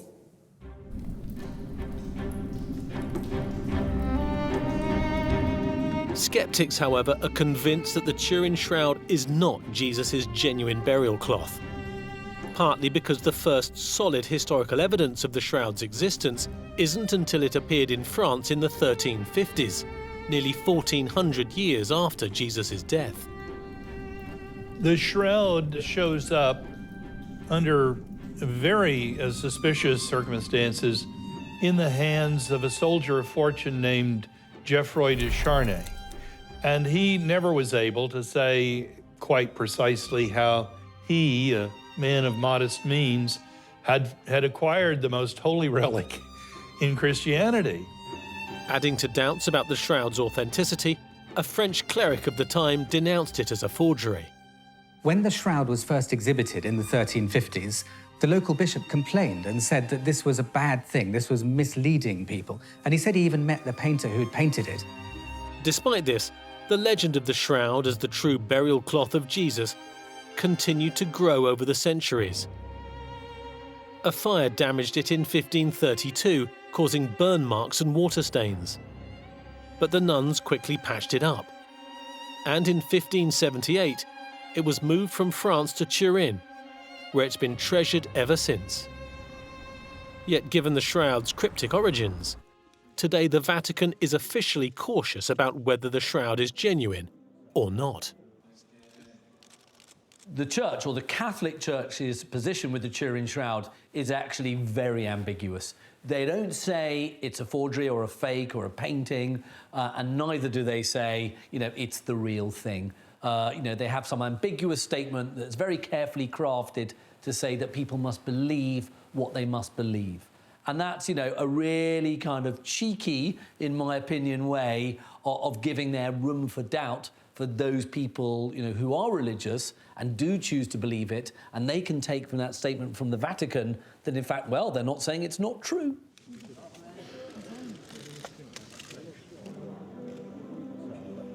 The Church doesn't actually say itself that this is a literal image of Christ. They refer to it not as a relic, but as an icon, that it's a representation of Jesus. So if you want, the Church itself seems to be keeping its options open.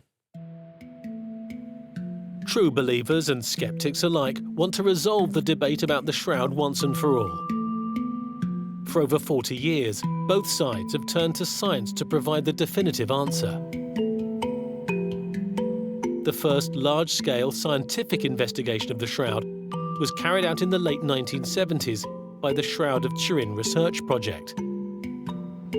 Barry Schwartz was a photographic expert on the primarily American team.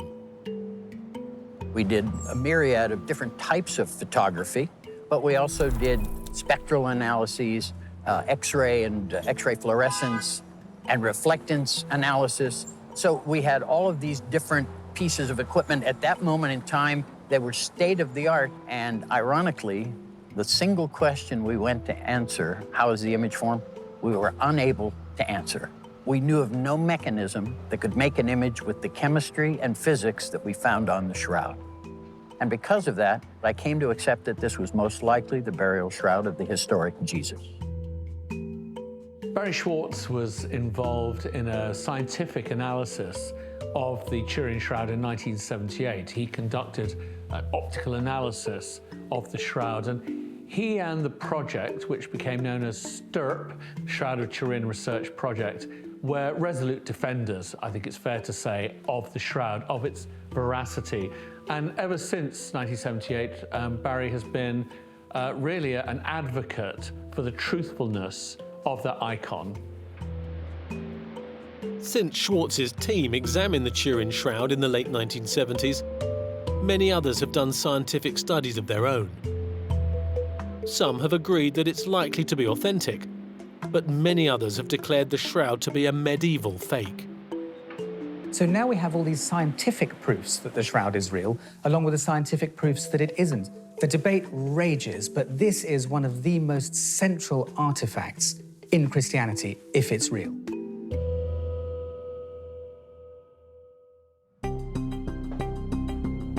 One of the most recent scientific studies, published in 2018 by forensic anthropologist Dr. Matteo Barini, employed bloodstain pattern analysis, a technique often used in criminal investigations.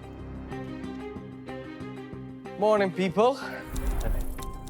So ready to start with the experiment? Yeah, very good. In the first part of his recreated experiment, Dr. Barini is comparing the blood pattern on the Turin Shroud to how Jesus would have bled if he was crucified on a traditionally shaped cross. So now your arm is extended like the classical crucifixion position, so with the arm completely horizontal.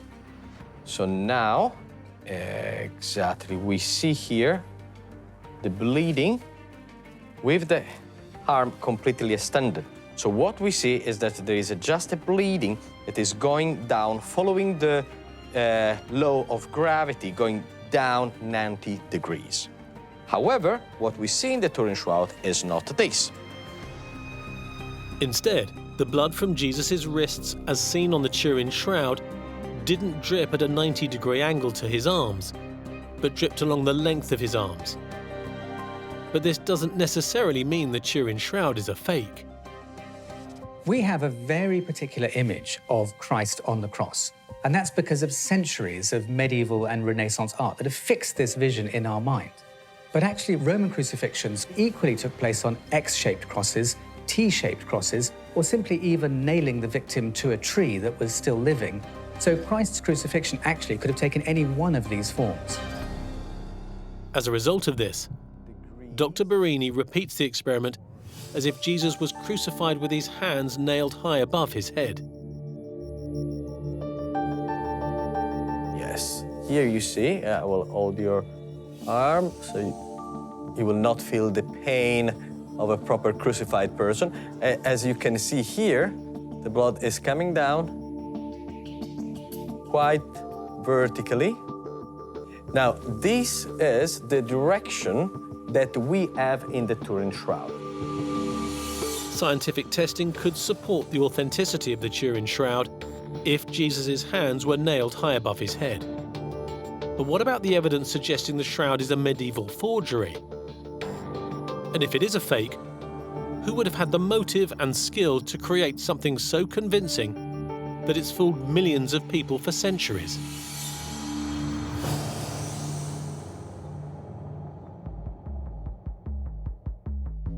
There is another test that the shroud must pass in order for it to be considered real.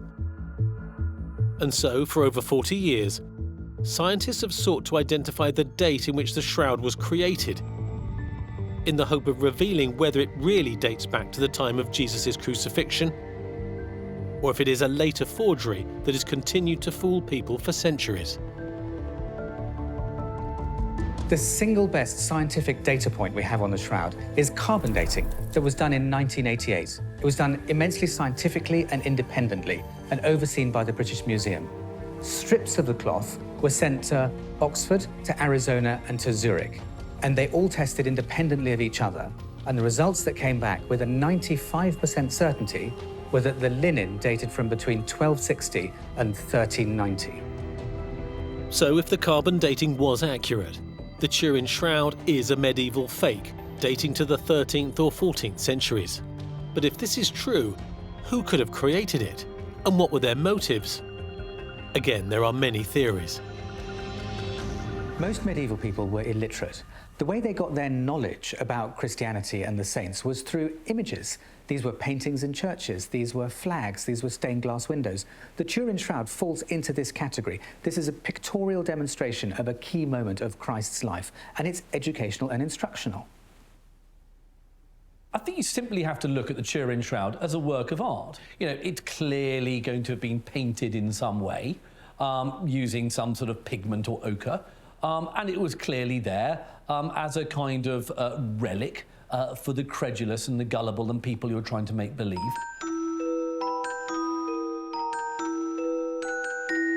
But if it is a fake, it is clearly a very convincing one. And one shroud researcher in particular, Lynn Picknett, claims to have identified the person who faked it so convincingly. Very few people would have had the motive and talent, besides one of the greatest artists, scientists, and inventors of all time, Leonardo da Vinci.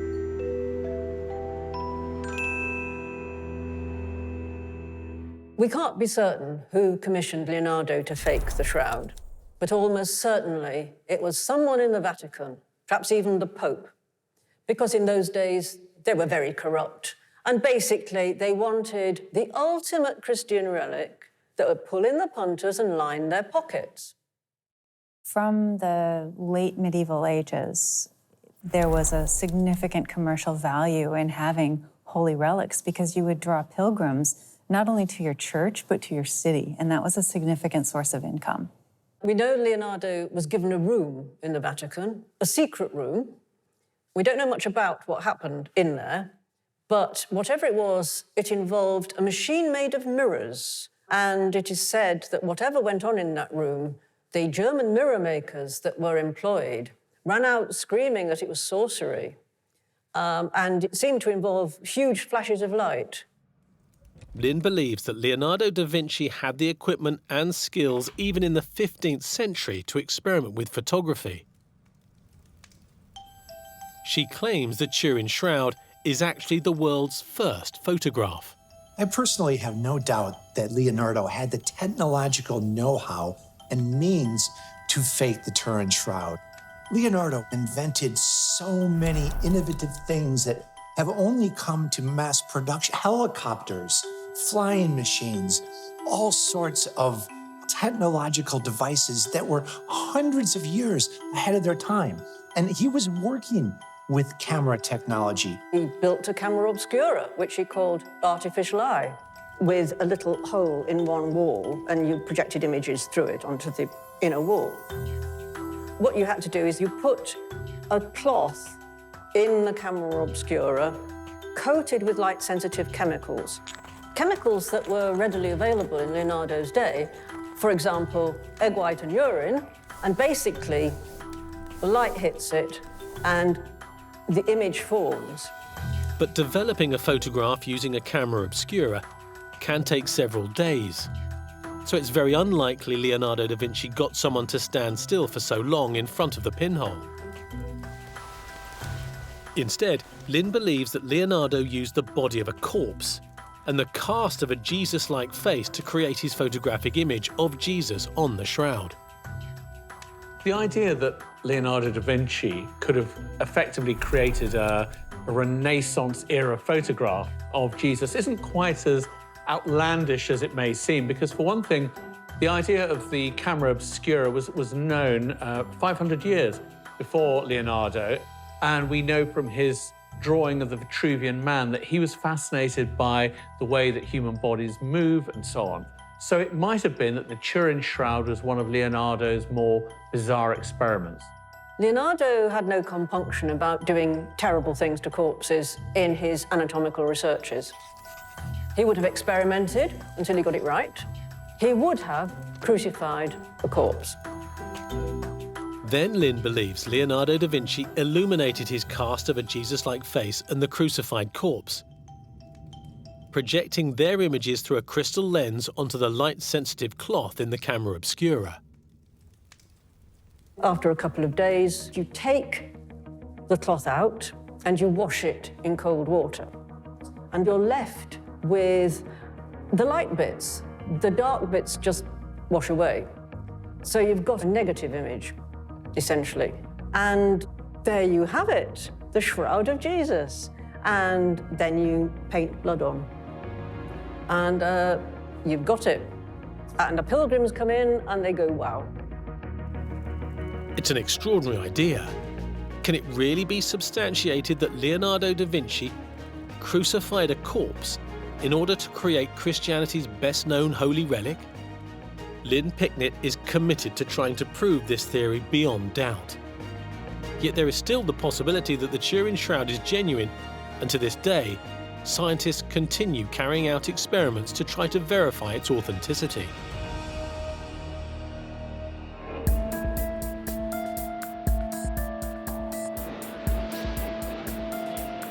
Although the radiocarbon tests carried out on the shroud in the 1980s dated the shroud to be the 13th or 14th centuries, some refuse to accept their conclusion that the shroud is therefore some kind of later medieval forgery. Many have identified what they believe to be inaccuracies in the scientific process used, coming up with a myriad of explanations for why the tests could have come back with dates that do not fit with the crucifixion of Christ. So one prominent line of argument is that soot from the fire that the shroud suffered impregnated the fibers, and that has thrown off the carbon dating. Well, it's a theory that you can put forward, but the scientists who conducted the carbon dating have addressed these issues and say absolutely not. Their tests take account of these factors. So even though carbon dating has put the shroud firmly in the late 13th century, 14th century, those who believe that it's genuine have hit back by saying that the shroud has been in 2 or 3 fires, I mean one in the medieval era, and that it may have become contaminated by soot, by other debris, and that's what accounts for the carbon dating. I have friends that are pro-shroud. I felt when the carbon dating was done, I felt genuinely sorry for them because I knew they were briefly, only briefly, they were devastated. And then they came up with several hopeful theories and they were back off and running again. One long-standing Turin Shroud researcher who doubts the reliability of the carbon dating results is Stephen Mattingly, recently retired after more than 30 years of working as a professor of microbiology at the University of Texas. When the radiocarbon date came out, that kind of convinced me at the time that it was medieval and it was some kind of fake. But since I've thought about it and got involved in the research and thought about it scientifically, I realize now that it is the actual shroud of Jesus. According to Mattingly, the shroud was dated inaccurately to medieval times, and not only due to fire. He believes the shroud could have also become contaminated by bacteria. The radiocarbon labs didn't take into account the microbial and the fungal contamination because of the fact that the components of bacteria and fungi and cellulose are identical. We really cannot use that as an indication of, you know, the date of the shroud. He believes that one source of this bacteria could have been the air around the shroud. Common contaminants, Bacillus subtilis, are in the air everywhere. Each day they're adding new carbon, radioactive carbon. So the contamination issue is something we can't deal with as far as the Shroud of Turin is concerned. Most significantly, Mattingly believes that not only did airborne bacteria affect the carbon dating of the shroud, skin bacteria also created the mysterious image of Jesus. Mattingly says that to create a really strong image on cloth, you need huge numbers of bacteria. And he says that's exactly what happened as a result of Jesus' crucifixion. His bloody death provided the perfect conditions for bacteria to multiply on the skin. We know that they added a crown of thorns early on, and anybody that's ever had a wound in the head knows that it bleeds forever.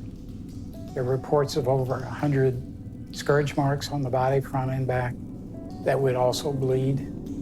So we have an individual that essentially is bleeding continuously. And there are consequences to that.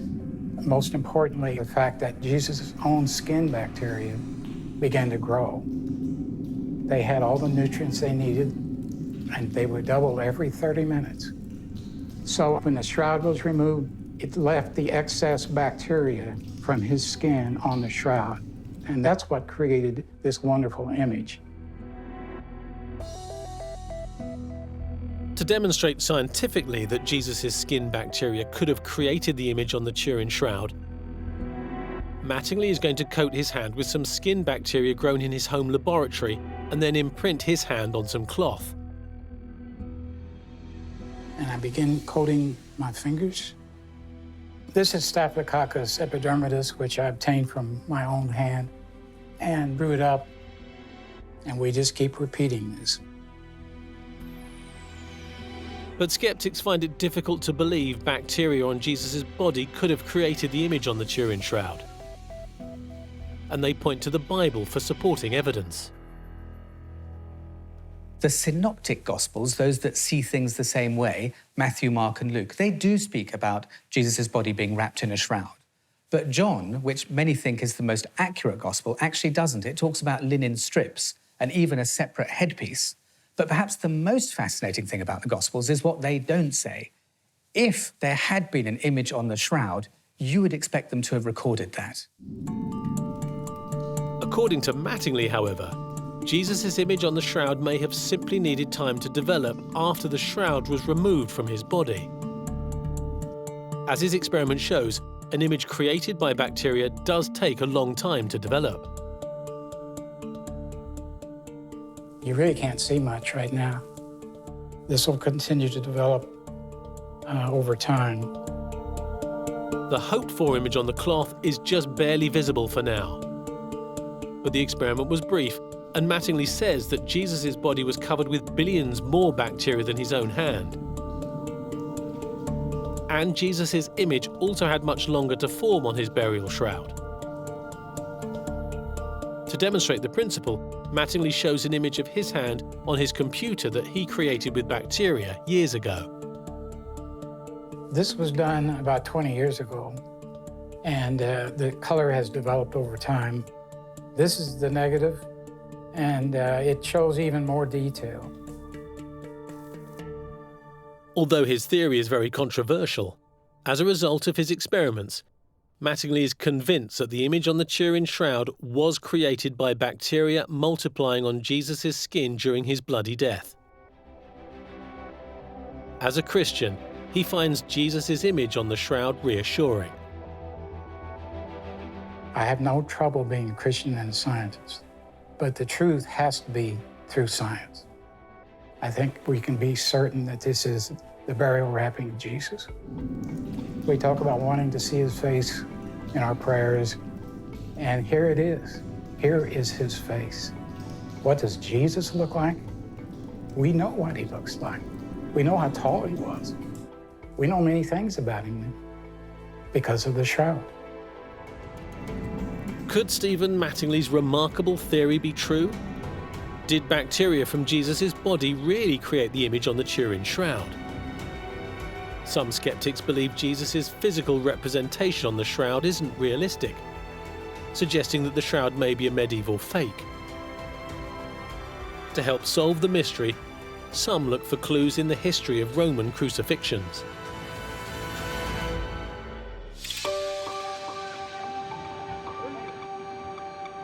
It can sometimes be overlooked that crucifixion was a punishment the Romans meted out to vast numbers of people. But the way in which Jesus' body was taken down from the cross and given a proper burial would seem unusual. People who were crucified were normally crucified as seditionaries. They'd committed treason against the Roman state. And so normally they were left to just hang there, being pecked at by the birds and eaten by animals, and their body would have rotted on the cross. So the idea of somebody being taken down from the cross and being given a lovely burial with a shroud, highly unlikely. Scientific evidence also provides important clues about whether the Turin Shroud is genuine. Blood-stained pattern analysis has shown Jesus' wrist wounds are realistic if he was crucified with his hands high above his head. But what about other bloodstains on the shroud? In particular, the Bible mentions a wound caused by a Roman soldier who stabbed Jesus in the chest. Believers in the authenticity of the Turin Shroud say the chest wound left this bloodstain. And also on the back of Jesus' body, this wide belt of blood. Is this realistic? To replicate the spear wound, forensic anthropologist Dr. Matteo Barini uses a simple method, a sponge on the end of a spatula.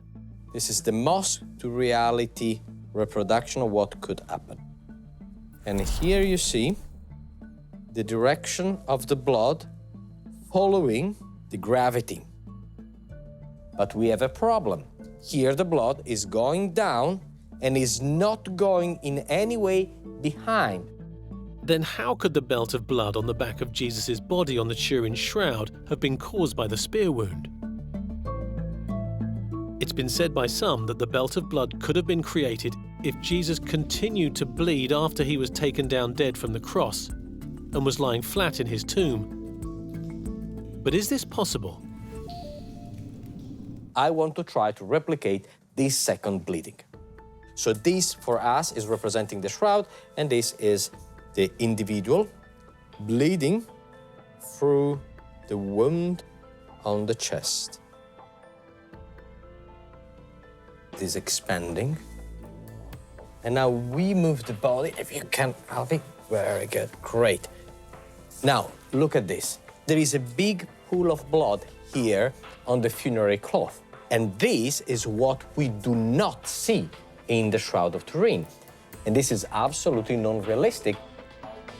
Overall, blood pattern analysis cannot recreate the wide belt of blood on the back of the Turin Shroud, supposedly caused by the spear wound to the front of Jesus' body. I think it's fair to say that Professor Barini's test pretty much proves that the shroud is a fake, at least on the criteria that he used, mainly because the front and the back simply don't match in terms of the wounds and the direction of blood. In my personal opinion, I think that the Shroud of Turin was made in the medieval time where the majority of people were illiterated, so were not able to read the Bible and the Gospels, so was like a painting to educate people. If the Turin Shroud was created as a painting to enlighten medieval Christians, this could explain another surprising feature of the shroud. While the average height of a man in Palestine 2,000 years ago was about 1.65 meters, Jesus, as he appears on the shroud, is much taller, closer to 1.85 meters. When you look at the shroud image, immediately you're struck by this very long, thin figure that's very unnatural in its elongation. And having studied Christian iconography, I recognized that this was just French Gothic art. It was the most obvious explanation, and that fit, you see, with its origin in France in the Gothic period. There is no evidence that this is the actual burial shroud of Christ. In fact, it happens that most of the evidence points towards it being a medieval creation. The Turin Shroud is not genuine. It is a very impressive, highly accomplished, rather wonderful piece of medieval art. It's conceivable that Jesus' elongated body on the Turin Shroud just indicates he was unusually tall. But the suggestion that the shroud is a Gothic medieval painting designed to educate the faithful is a strong possibility. If the Turin Shroud is actually a painting, in theory it should be possible to replicate it, recreating on cloth a very similar image of Jesus. But can a convincing, full-scale replica of the Turin Shroud be created today?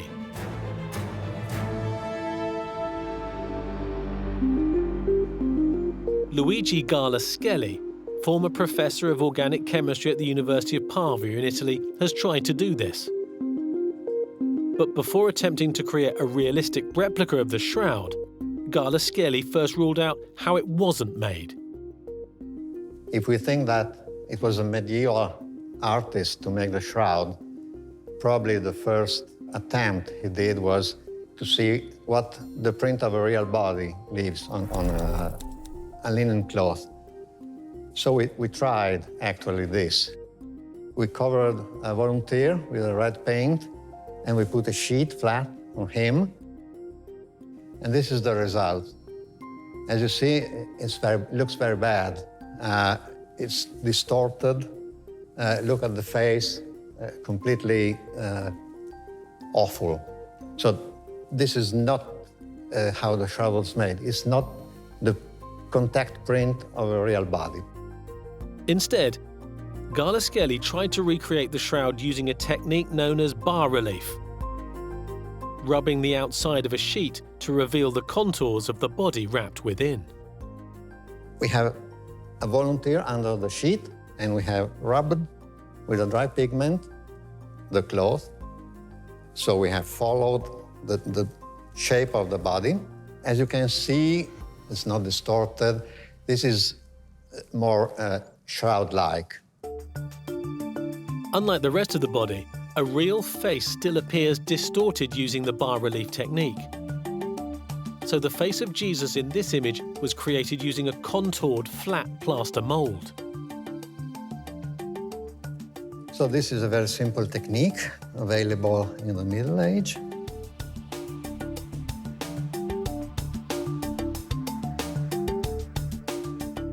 This is the only way you can have a face undistorted.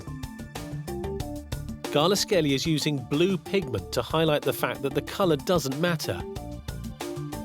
He says the faint image of Jesus on the shroud is a kind of ghost image of reddish acidic impurities left behind by the original coloured pigment that has completely faded away over the centuries.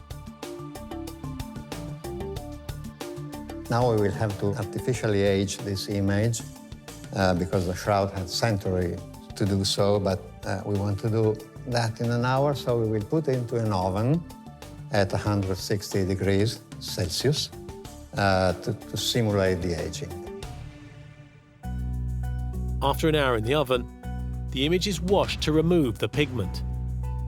Only the pigment's acidic impurities now remain on the cloth, which is then ironed dry. Now the pigment is gone, and this is the image on the surface of the linen, nothing behind. And the final test would be to take the negative of this image and see if it looks like that of the shroud. So just a quick test with a cell phone, and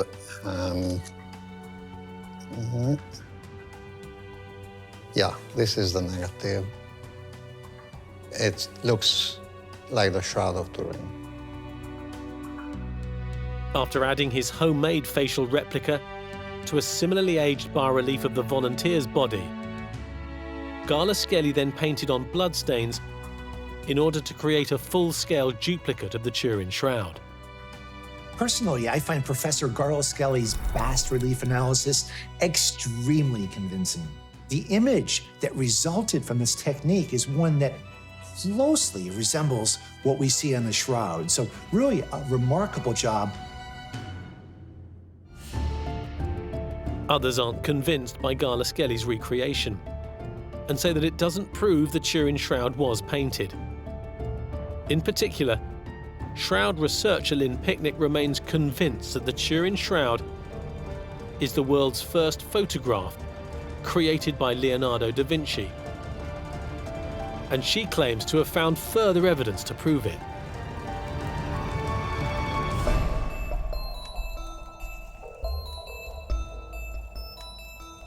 The shroud has often been said to behave like a photograph. when seen in photographic negative, it almost leaps into life, into focus. It's quite astonishing. Lynn's theory that the Turin Shroud is the world's first photograph is very contentious. But she has carried out experiments that indicate it is possible. By projecting an illuminated cast of a girl's head onto a cloth in a camera obscura, just like the one she believes was used by Leonardo da Vinci, she was able to create a recognizably shroud-like image of the girl's face. As for the face that Leonardo used when he created the Turin Shroud, Lynn believes, very controversially, that Leonardo used his own face to represent Jesus. Leonardo would have thought, yeah, well, you're not going to get Jesus. Obviously, you're going to get my face. Leonardo was a heretic. He had very passionate beliefs, and they weren't Christian. In fact, there's every reason to believe that he hated Christianity, and therefore, faking the Turin Shroud was an act of rebellion. It just would have appealed to him. Lynn's entire theory about Leonardo da Vinci, however, is considered very far-fetched by most observers. The claim that Leonardo da Vinci made the Shroud of Turin, it's just not credible. I love this theory that Leonardo da Vinci somehow created the Turin Shroud. He was an amazing visionary man, but even he couldn't have created something before he was born. The problem is that Leonardo wasn't born until 1452, whereas the first generally accepted historical account of the Shroud places it in France 100 years earlier. However, Lynn claims that the Turin Shroud isn't the same shroud as the one displayed in the 1350s. She says it's significant that this earlier shroud was soon denounced by the local bishop as an artistic forgery. Unfortunately, it was a blatant painting. So clearly what happened was the church liked the idea of having the shroud, the ultimate Christian relic, Jesus' own image and blood. But they didn't want that one. According to Lynn, the original unconvincing shroud was secretly switched by the Catholic Church in the late 15th century, when it was taken from France to Italy. Leonardo's new, much more realistic shroud was then displayed in its place in order to attract as many pilgrims as possible. Despite critics who say that this is a fanciful and highly unlikely story, Lynn claims to have found further evidence that Leonardo really did create the Turin Shroud. She's found clues in the Salvator Mundi, the famous picture of Jesus said to have been painted by Leonardo. If you split the Salvator Mundi down the middle, and you have that on one side, and on the other side, you have a picture of the Shroud of Turin, what you get is astonishing. Every single tiny feature lines up exactly. The Salvator Mundi, strange though it may seem, is actually also Leonardo. But there's more. Salvator Mundi is holding a globe, a crystal globe. And people have said, well, of course, the name means Saviour of the world, so that's it. He's got the world in his hand. But it's actually a crystal. And what did Leonardo use to create the image of the shroud? A camera obscura in which he put a lens made of crystal. This is his nearest thing to a confession he created the Turin Shroud.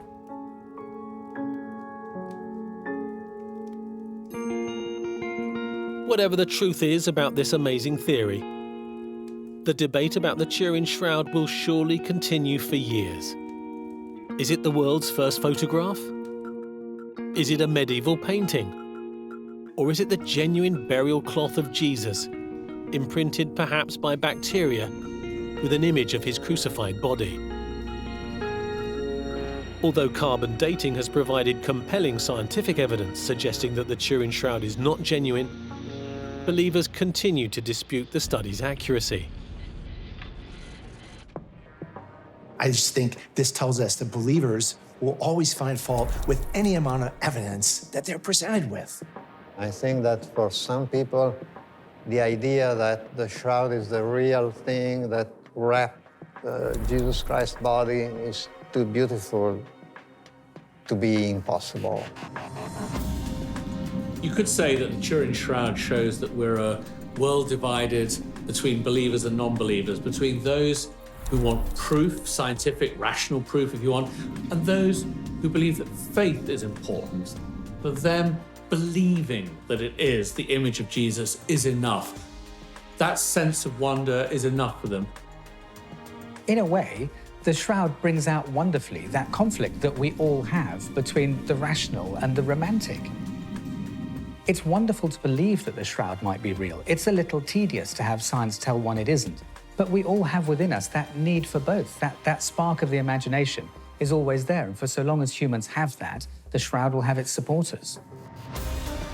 And so, regardless of the scientific evidence indicating whether it is or isn't the genuine burial cloth of Jesus, for millions of people, the Turin Shroud will undoubtedly long remain one of the world's most revered and iconic religious treasures.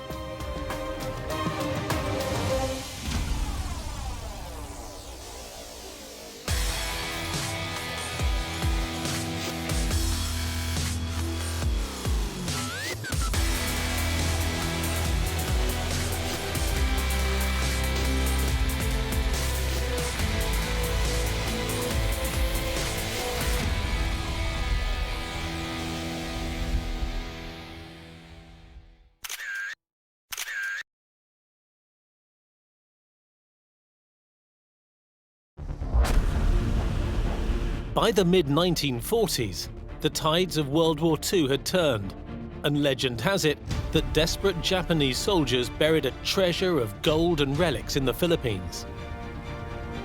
They took an immense amount of treasure from temples, from banks, anything they could lay their hands on. It's alleged to have included gold bars, which were taken, melted down as bullion, and re-stamped as Japanese gold.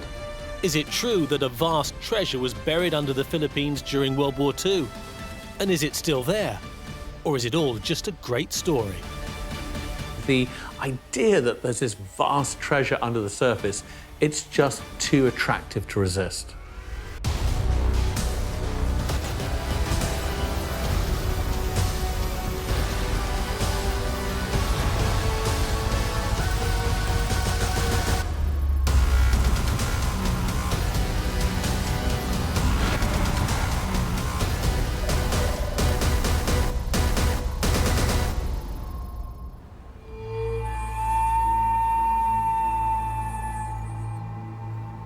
The so-called lost Japanese treasure is one of the world's great unsolved mysteries.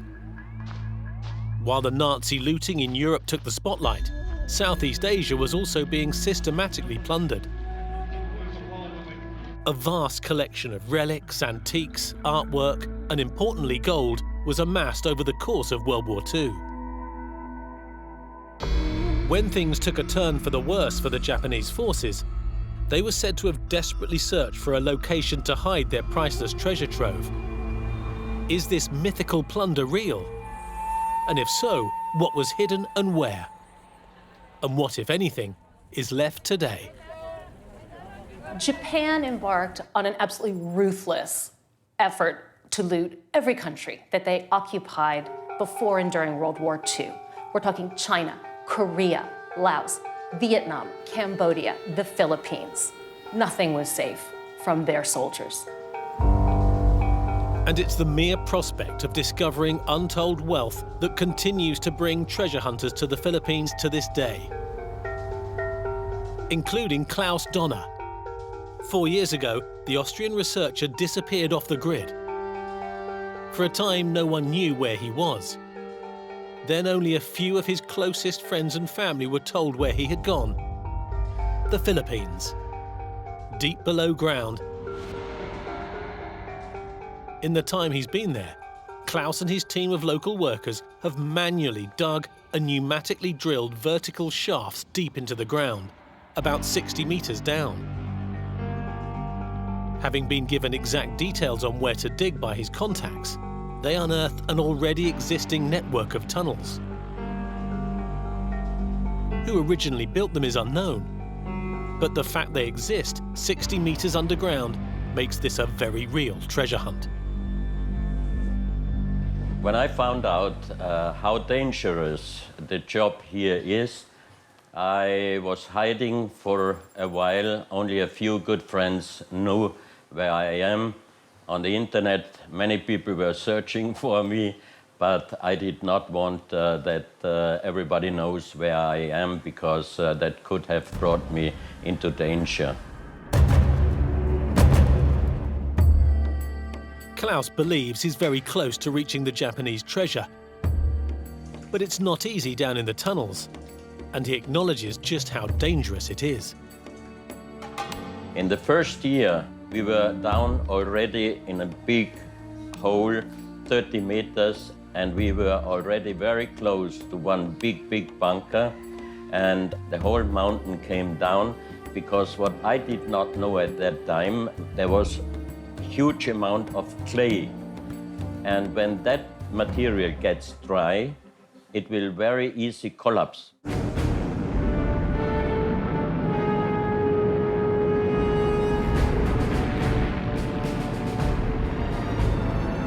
By 1942, the Japanese Imperial Army had invaded much of Southeast Asia and removed many treasures as they looted Thailand, Cambodia, Laos, and what was then known as Burma. Similar to what the Nazis were simultaneously doing across Europe, they stole priceless valuables en masse. This practice continued in Southeast Asia for many years. As the Japanese advanced, they mercilessly ransacked country after country, stealing art, gold, and treasures on a massive scale. This covert operation across Southeast Asia was codenamed Golden Lily and was headed by Prince Chichibu, the Emperor of Japan's brother.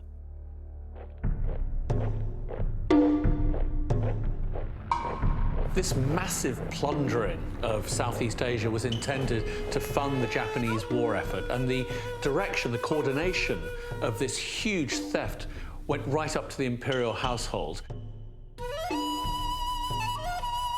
Having scoured treasures from across Southeast Asia, the next step in Operation Golden Lily was to get the treasure back to Japan.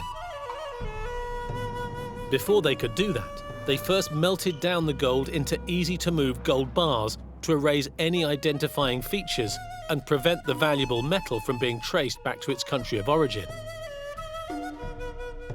The gold was then taken to the Philippines to be inventoried before being shipped home to Japan on their massive naval fleet. This plunder was meant to fund the Japanese military machine, and they knew they would need to win with technology. And they were investing heavily in some of the most sophisticated military vessels and weapons ever in history. Japan's Golden Lily project probably was entirely real. Looting systematically is a huge purpose for embarking on war in the first place. I mean, nations go to war to gain geopolitical power and riches.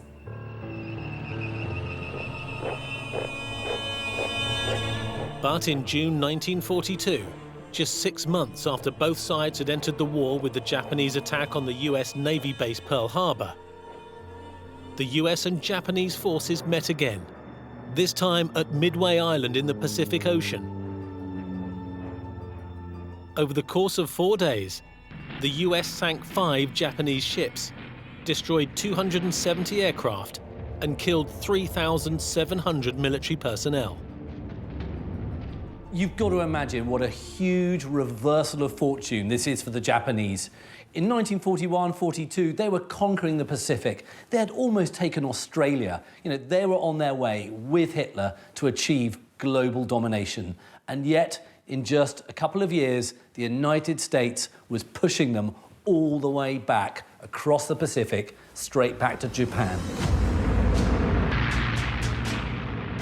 The Japanese had lost control of the seas, and the only way back to Japan for the survivors and their looted treasure was blockaded by the US. it was too risky for them to ship the gold home. They needed a new plan.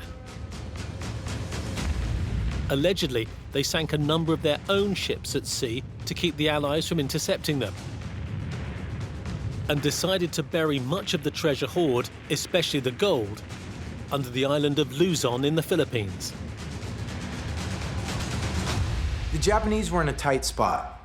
They had all of this plunder, but if they wanted to send it, let's say, to mainland Japan, they had to risk sending a ship with the wealth of their military out into open waters riddled with American warships, submarines. And so if you look at the complex island chain and archipelago of the Philippines, there are lots of little hiding spots, lots of little places where they could safely tuck away some treasure without it being noticed. And that may have been a much safer option than putting that out in the open where it could get sunk. In their final effort to protect the treasure, the imperial family turned to one of their most experienced generals, Tomoyuki Yamashita. The general was instructed to hide the gold, with the hope that it could be recovered at a later time once the Japanese were victorious. He identified over 100 underground sites across the islands, many of which were previously existing underground networks. To hide all this treasure, it's entirely feasible that the Japanese may have used pre-existing tunnels dug by the previous Spanish colonial power or the Americans, and possibly dug their own tunnels. But all of this, of course, to remain out of sight of the Americans in the air and local resistance.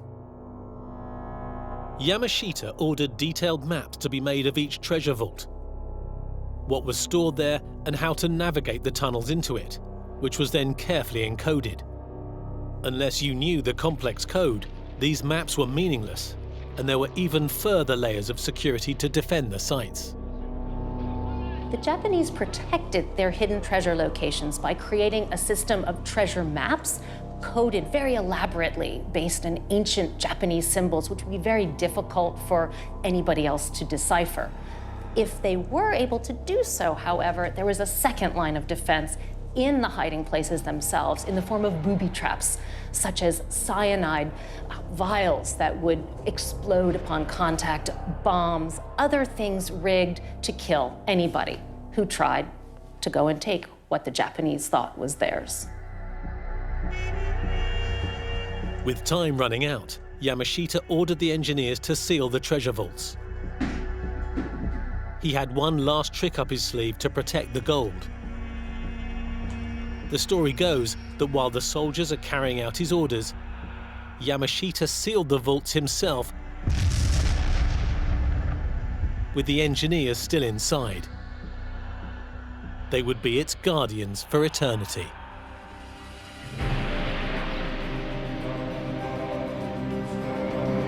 Less than 3 months later, World War II was over. General Yamashita was put on trial for war crimes and took the secrets of the gold to his grave. Yamashita never even had the chance to consider revealing the locations of the treasure after he was captured because he was executed by the American government. But Klaus Donner, an Austrian researcher dedicated to uncovering the spoils of Operation Golden Lily, believes that the Japanese treasure remains in the Philippines to this day, and he is on the hunt for it. Based on insider information from the locals, he and his team have targeted one village of particular importance. Across the site, they have dug 4 vertical shafts deep into the earth, some nearly 60 meters. We are not allowed to reveal the locations of his shafts, nor the information he has gleaned from the locals, but he is sure he's close. It's dark and treacherous. The threat of death is all too real. The most dangerous moment is coming when we open one of the chambers. And then we have to be very careful because I'm sure that in the rooms you will find explosives. If we find gold bars, we have to be very careful because I got information that some of the gold bars have a poison on top of the gold bars That means if you would touch them with your plain hands, you would die. So we prepared already long rubber gloves, and we prepared also protection clothes for the moment we go inside the room. And if we have explosives inside, I get a special bomb squad to check it. Although Klaus is yet to find out if he's on the right track, there was one infamous finding by a local that has been documented. In 1970, Filipino locksmith and amateur treasure hunter Rogelio Rojas obtained a permit to excavate a particular site in Baguio, in the north of the country. Why he chose that site is unclear, but he was reported to have dug underground for many months before uncovering an existing network of tunnels. As he dug further, there are reports of him finding weapons, a wireless radio, and the skeletal remains of Japanese soldiers. After several weeks, he broke through a concrete floor to a lower level chamber, where it said he discovered a large quantity of wooden boxes, each one about the size of a beer crate. When he opened one of the crates, he found 24 gold bullion bars. Rojas also claimed to have discovered a golden Buddha, whose head tilted back to reveal several handfuls of uncut diamonds. After all that digging in dusty tunnels, tunneling his way in the dark, Rogelio Rojas, that moment of wonder where he finds those 24 gold bars and the gold Buddha, you know, he's finally found the enigmatic treasure buried by the Japanese all those years ago. Rojas made no effort to conceal what he claims was a major find. He posed with the golden Buddha for at least one newspaper photographer, and it's reported that he showed it to several potential buyers. During the following weeks, Rojas is said to have sold 7 of the 24 gold bars. He did this during a time when Ferdinand Marcos was dictator of the Philippines, and Marcos had issued an edict stating that all treasure hunters needed to get permission from him in order to go searching. Well, Rojas had not done this. Ferdinand Marcos sent his henchmen to knock on this guy's door and hauled him off to prison. On April the 5th, 1971, men in uniform came to Rojas's house. They showed a signed search warrant issued by the local judge, a member of the Marcos family, and they inspected his house. They attacked his brother with their rifles and terrorized his family. They came to our house in Aurora Hill. They raided our place. They get our personal things, Philippine money, the golden Buddha, and the gold bars. They take everything. We're a happy family before, and after they destroy our family circle. My dad told us that everyone of our family, they will kill. We ran away, almost half day to walk to go to the mountain. I stay at the mountain almost 7 years. I'm 6 years old at the time. We don't have any parents because my dad, they put in jail almost 2 years. He was held captive and told to sign an affidavit that the raid on his home was performed in a peaceful manner. There is a paper they want to sign. My dad don't like to sign that paper. They tortured my dad. They put an electric shock inside the body and they hit my dad. My dad is have a big black eye.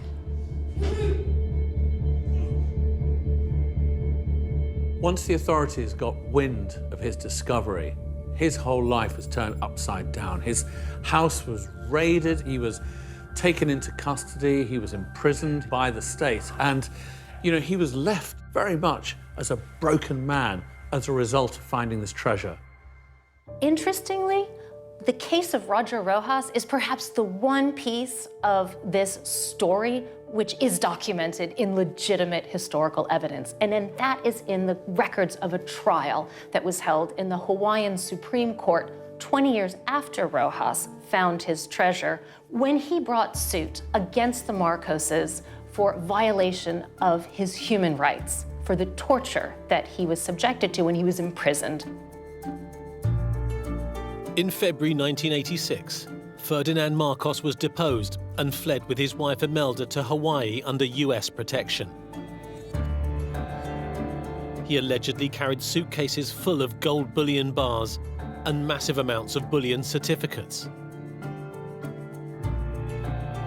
During President Marcos's trial in 1993, American mining experts testified that Ferdinand Marcos had showed them a solid gold Buddha statue with a removable head, as Rogelio Rojas had described.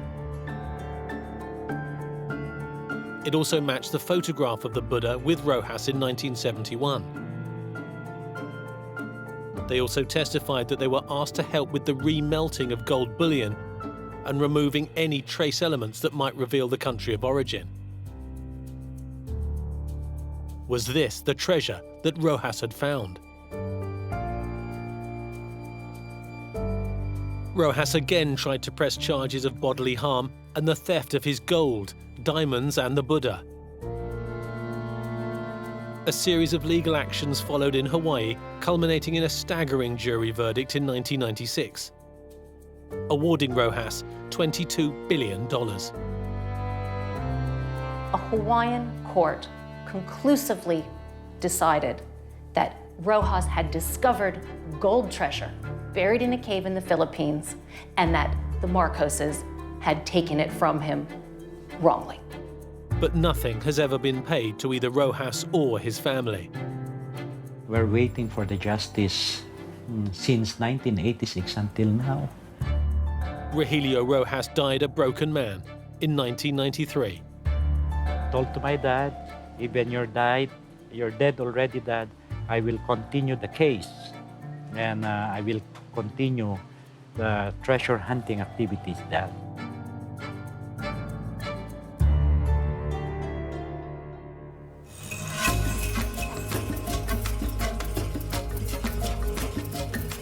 Following in Rojas' footsteps, Klaus Donner has now spent over 4 years on his hunt for the Japanese treasure.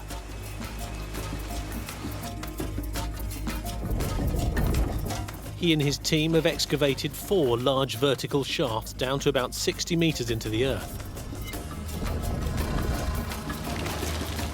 He claims that he was given exact details on where to dig, and they uncovered a large tunnel network. Who built them and why is unknown, but the fact that the system exists 60 meters below ground makes this a very real treasure hunt. And today, he's being joined by Andrew Goff. Hello, Andrew. Hey, how you doing? Good to see you. Oh, man, it's been a while. How are you? Fine, thank you. How was your trip? Researcher and writer Andrew Goff is a self-confessed mystery enthusiast. He has spent years investigating the mystery of the Japanese gold, and he believes that much of the treasure is still hidden underneath the Philippines. He's a friend of Klaus Donner and has visited him at his excavation site before.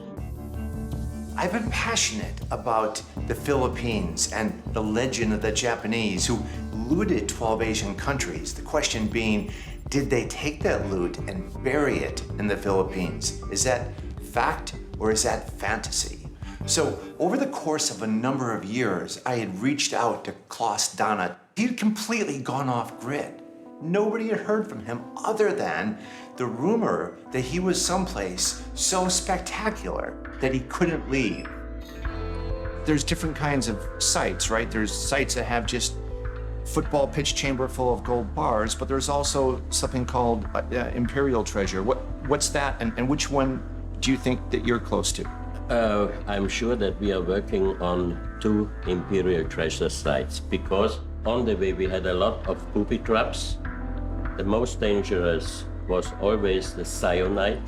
They were putting cyanide in glass, and they put the glass inside the cement I know what I'm doing because with 70 years, I would not be 4 years here digging in knowing that I'm spending my time for nothing. I hope for me that we find also many interesting, very old artifacts. It's more than likely that there have been treasure hunters out there looking for all this loot.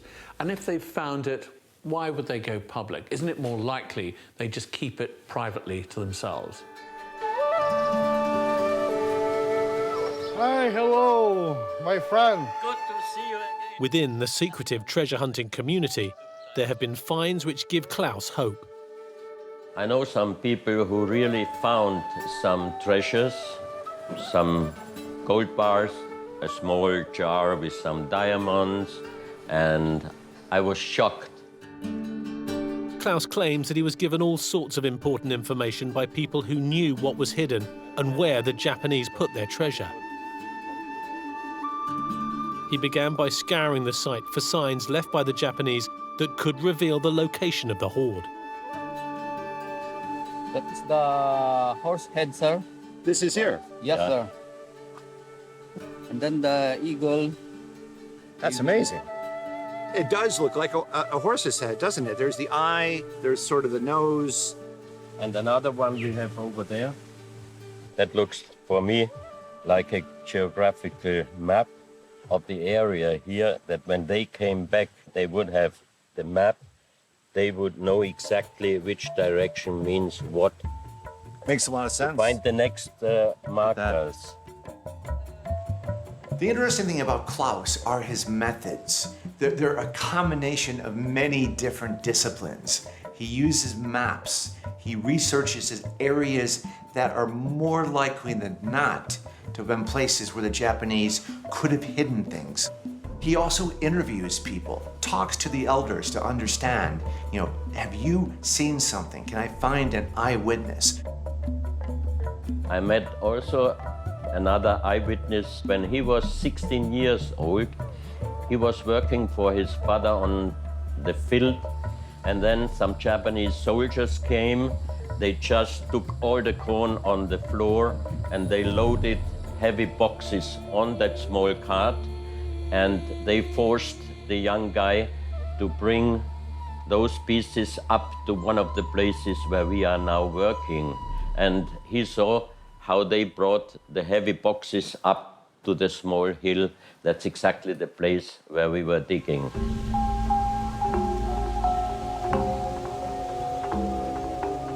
Klaus isn't short of determination and enthusiasm, and nobody can take that away from him. And he's dug his own tunnels. He's identified what he believes are markers in the countryside that indicate where those tunnels are. But are these markers real? Look, here, for example, is another typical marker, because you can see that this and this is a different material, no? And here. Right.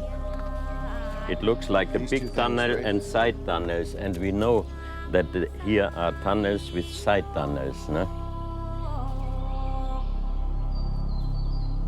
In the village where Klaus is digging, the Japanese come repeatedly asking about a particular tree.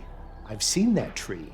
Of course, everyone says, no, I don't know what you're talking about. There's no such tree, not here. So there's a memory or some copies of these maps that have, trees that aren't indigenous, stones that are carved to look a certain way. And this gets into the realm of, are you seeing things, or are these really markers? I think if we had the original maps that had the location of where these symbols are, then it would be a lot more believable.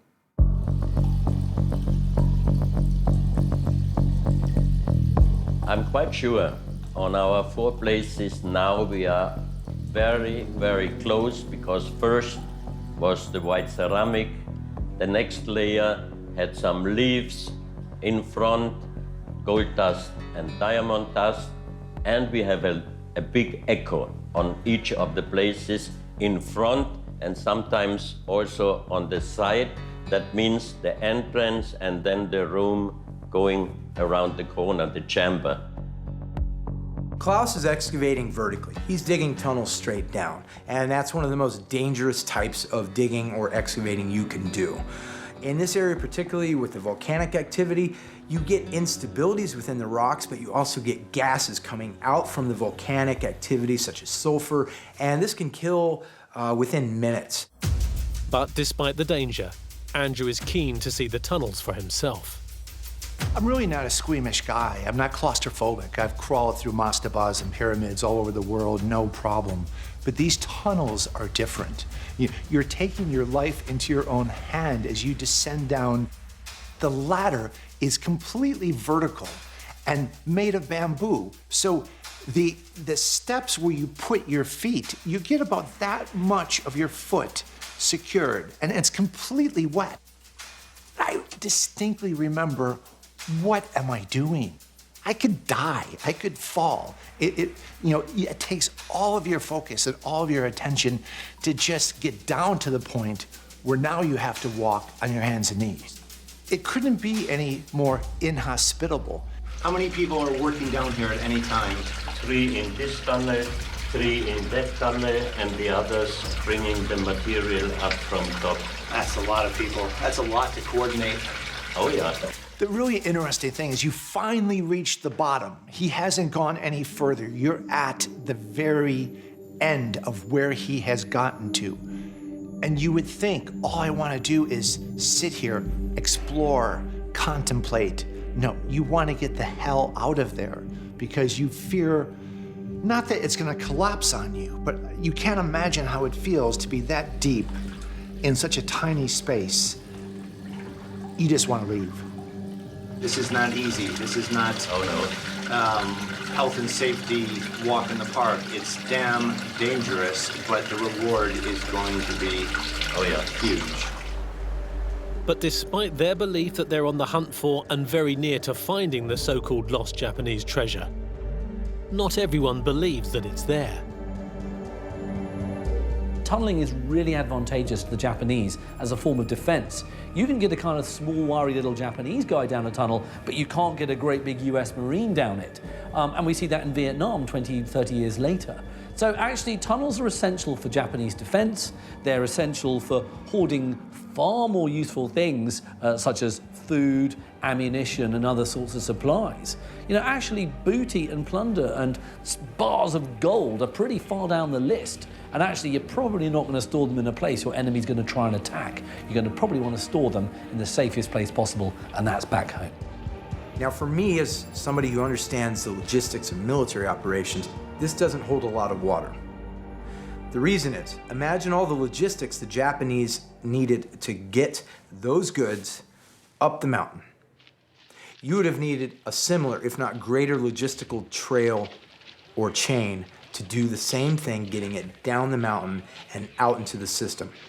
Now, soldiers talk, and the rumor mill among soldiers runs rampant. And the fact that there have not been any real credible reports from soldiers or Filipinos who said, I actually carried some of this plunder, this treasure, down from the cave or from the mountain, tells me that it seems unlikely they would have been able to pull off an operation like that with such secrecy that there's absolutely no evidence of it.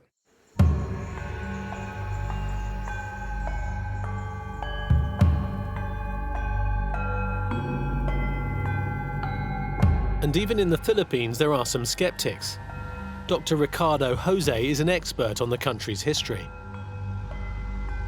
I don't see the logic of burying treasure in the Philippines, particularly in 1944, because first, the guerrillas were all over the place. The guerrillas were watching. They had eyes and ears everywhere.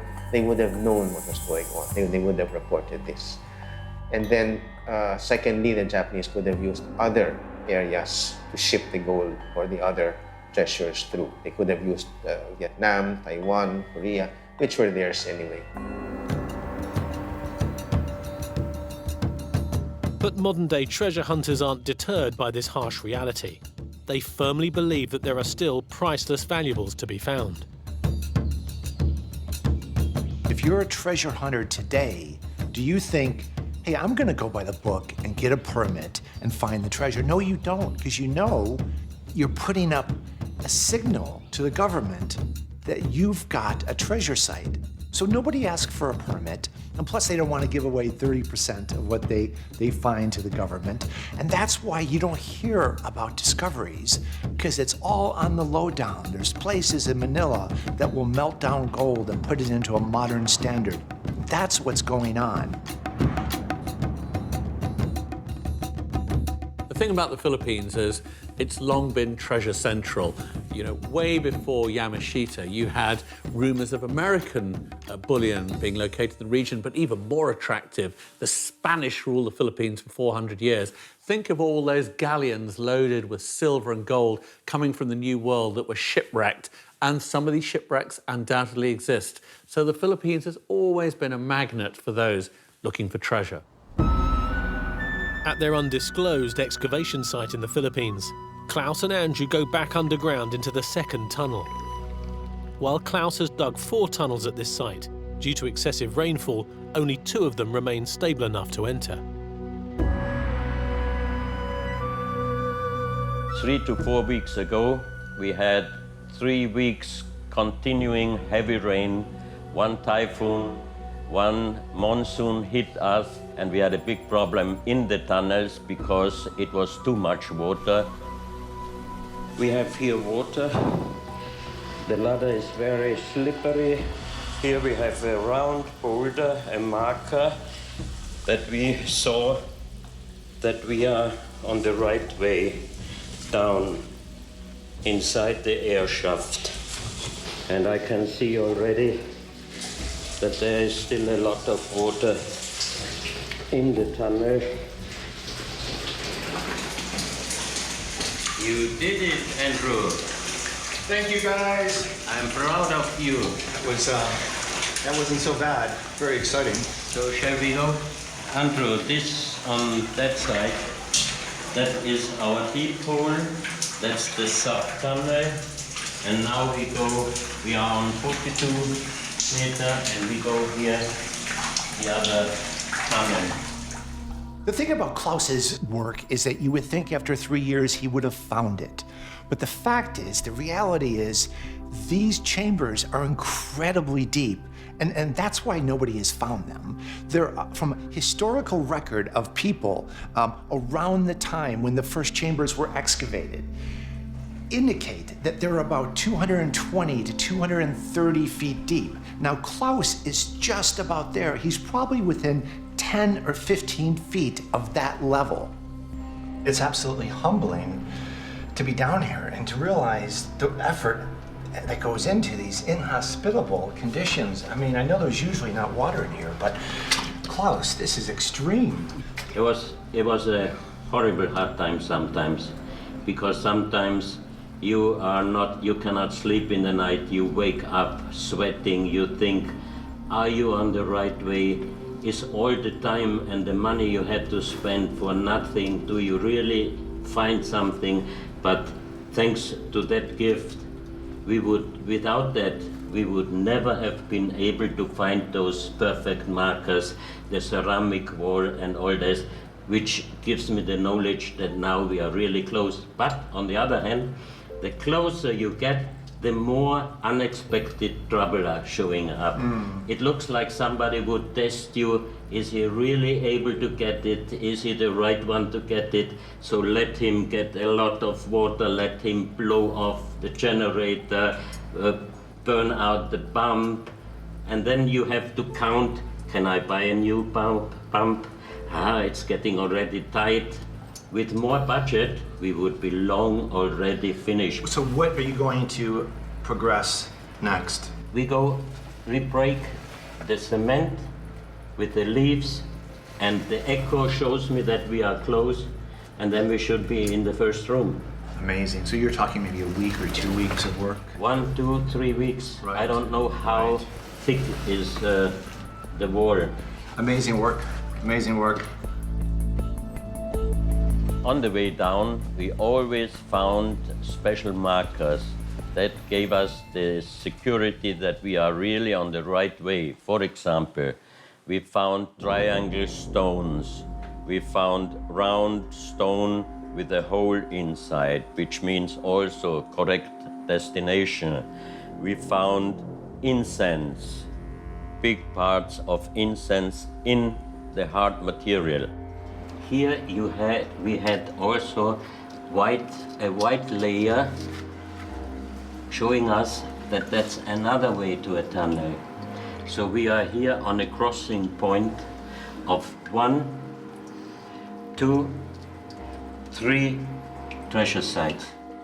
When you find white cement, that means you are very, very close, and we got already on all 4 of our sites white layers. So that's made me sure that we are now really close.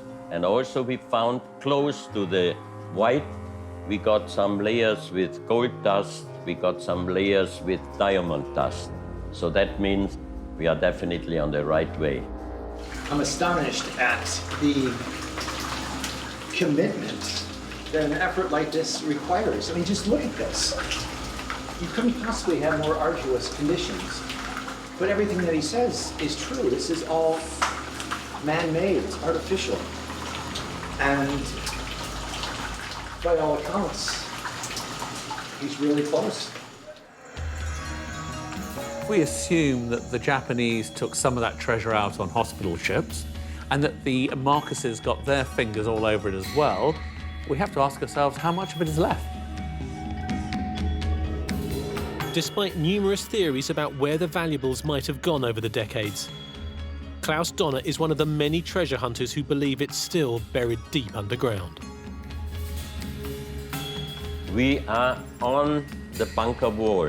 Very, very hard to go through, because as I heard, the bunker walls are between 3 and 5 meters thick of this very, very hard cement. We had a big problem in the tunnels because were filled with water, so we had to buy additional pumps to pump out the water. All the tunnels are in a good shape, no danger for the people, so we can finally continue, and I'm quite sure we are very, very close to a success. Klaus has expended huge effort in the Philippines and really tapped into that belief that there is treasure underneath the ground in that country, and he's found markers which he claims that the Japanese put there locating the tunnels. He's dug his own tunnels, he's used dowsing to try and find this treasure. But you know, after years of effort and years of determination, and nobody can take that away from Klaus, unfortunately he's found nothing. After years of supporting a long and deep dig, he is very low on funds. It's really difficult to get your head around how expensive this operation is. Klaus is a 70-year-old Austrian. He's retired. He's now having to employ over a dozen people. I've stayed with Klaus in his home. Every night, the workers come over, and Klaus's partner feeds them every single night. And when I ask the core members of his team, do you think you're about to discover a Japanese treasure hoard? They say, yes, of course. And I say, what are you gonna do when you get your share of all those millions? I'm gonna open up a rice farm. It's as though the quest is what keeps them going, not so much the money at the other end. Patrick Nicholas has worked with Klaus's team for the last 4 years. He's a former aircraft technician and helps locate the tunnels. I mean, there are many times that I've seen him go through his challenges, and I'm thinking to myself, you know what? I would have quit a long time ago. However, the focus and the devotion that he has to what he's doing is something that I'd like to really get close to. The fact that we're on the cusp of success, I'm very excited. You know, and I also understand that, you know, the closer we get to success, the more obstacles that we'll have, the more challenges we'll have. But we just have to stay focused, you know? Thank you. See you next week. Okay. Have a good one. Have to do a lot. Okay. Bye. Have a safe trip. Thank you. Bye. Bye.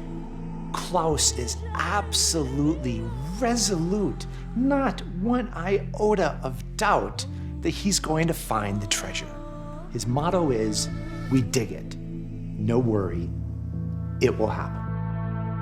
With all of these treasure hunters and all the labor hours that have gone into digging, tunneling, excavating, what has been found so far? At the very best, maybe we know the geology a little bit better, but in terms of treasure, Not a single thing. Klaus Donna is utterly convinced he's going to find this treasure. Does that mean he will? The harder you try, the more likely you are to succeed at anything, so I say go Klaus. Sometimes these things are all-consuming. You know, actually looking for treasure becomes a hobby rather than an end in itself. So, you know, good luck to the man. I'll buy him a drink if he finds 20 million pounds worth of gold, you know, over the next 4 years. But in the meantime, you know, he should just enjoy the jungle.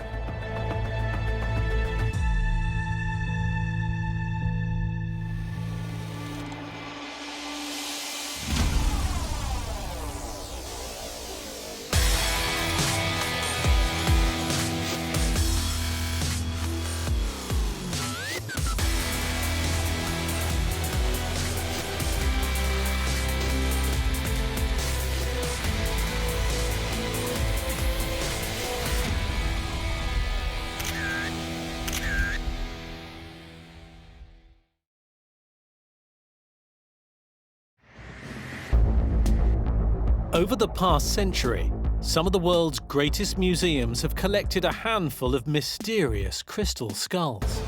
Said to be masterpieces of ancient Mesoamerican civilizations, some people believe the skulls have supernatural powers. You can't help to be skeptical about the crystal skulls, but what if it's true? What if they are ancient and otherworldly? Many amazing legends have formed around the crystal skulls, and today believers claim to be able to harness their ancient powers. It works not only on your physical body, but it also works on your mental, your psychic, and your spiritual body. I went into an altered state. I was being lifted through the dimensions. But what is the truth? Are the crystal skulls just modern fakes? Or are they genuine ancient artifacts that possess extraordinary powers? It's just not credible, and I would say not scientifically possible. They're modern, post-Columbus. Whether we believe the legends of the crystal skulls or not, we're fascinated by the fact that it just might be true. These things could be ancient, they could be powerful, they could be evil. And what if they were? How amazing would that be?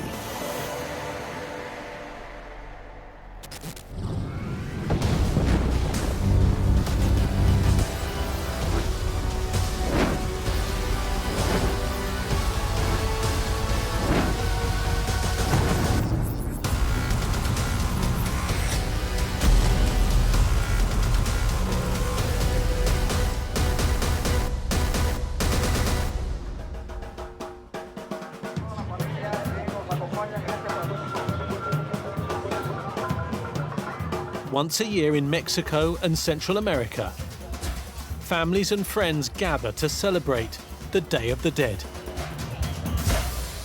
The Day of the Dead in Mesoamerica is a fantastic tradition, and if you've ever experienced it, you know it's a really immersive, spiritual ceremony spanning many days of, you know, parading around towns and cemeteries with skulls. But the Day of the Dead is more than an excuse to party. It's a commemoration. The idea that you remember that you too must die. And although it's accrued over the years all the trappings of a festival, you know, drinking and eating and so on, it's remembering their ancestors, remembering their family that's gone, and also pondering upon their own mortality. For many people, the Mexican festivities around the Day of the Dead seem really kind of macabre. I mean, there are skulls absolutely everywhere, ornately decorated. But for Mexicans, the Day of the Dead is a time to celebrate those who've gone on before, if you want. And it's a way of almost helping those people get to the other side. And in fact, the more mournful you are, the more you're stopping your loved ones, your dead ancestors from transcending from this life to the next. But some claim that pre-Columbian Aztecs and Mayan rituals used a very different type of skull, made of crystal.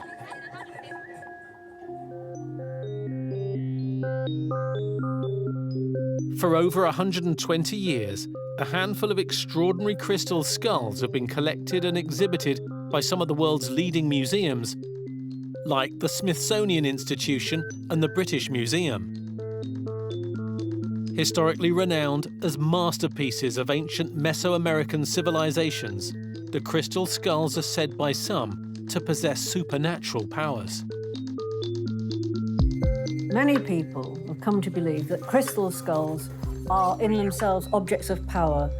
They're like spiritual batteries for good or evil. They are pre-programmed computers. You just have to basically touch them to tune into their extraordinary ancient lost knowledge. Skeptics, however, dispute the crystal skull's seemingly magical properties and claim they are instead all too ordinary modern fakes. Is the whole crystal skull legend a big hoax? The challenge in dating the skulls is that the crystal itself can be very, very old. But when was it carved?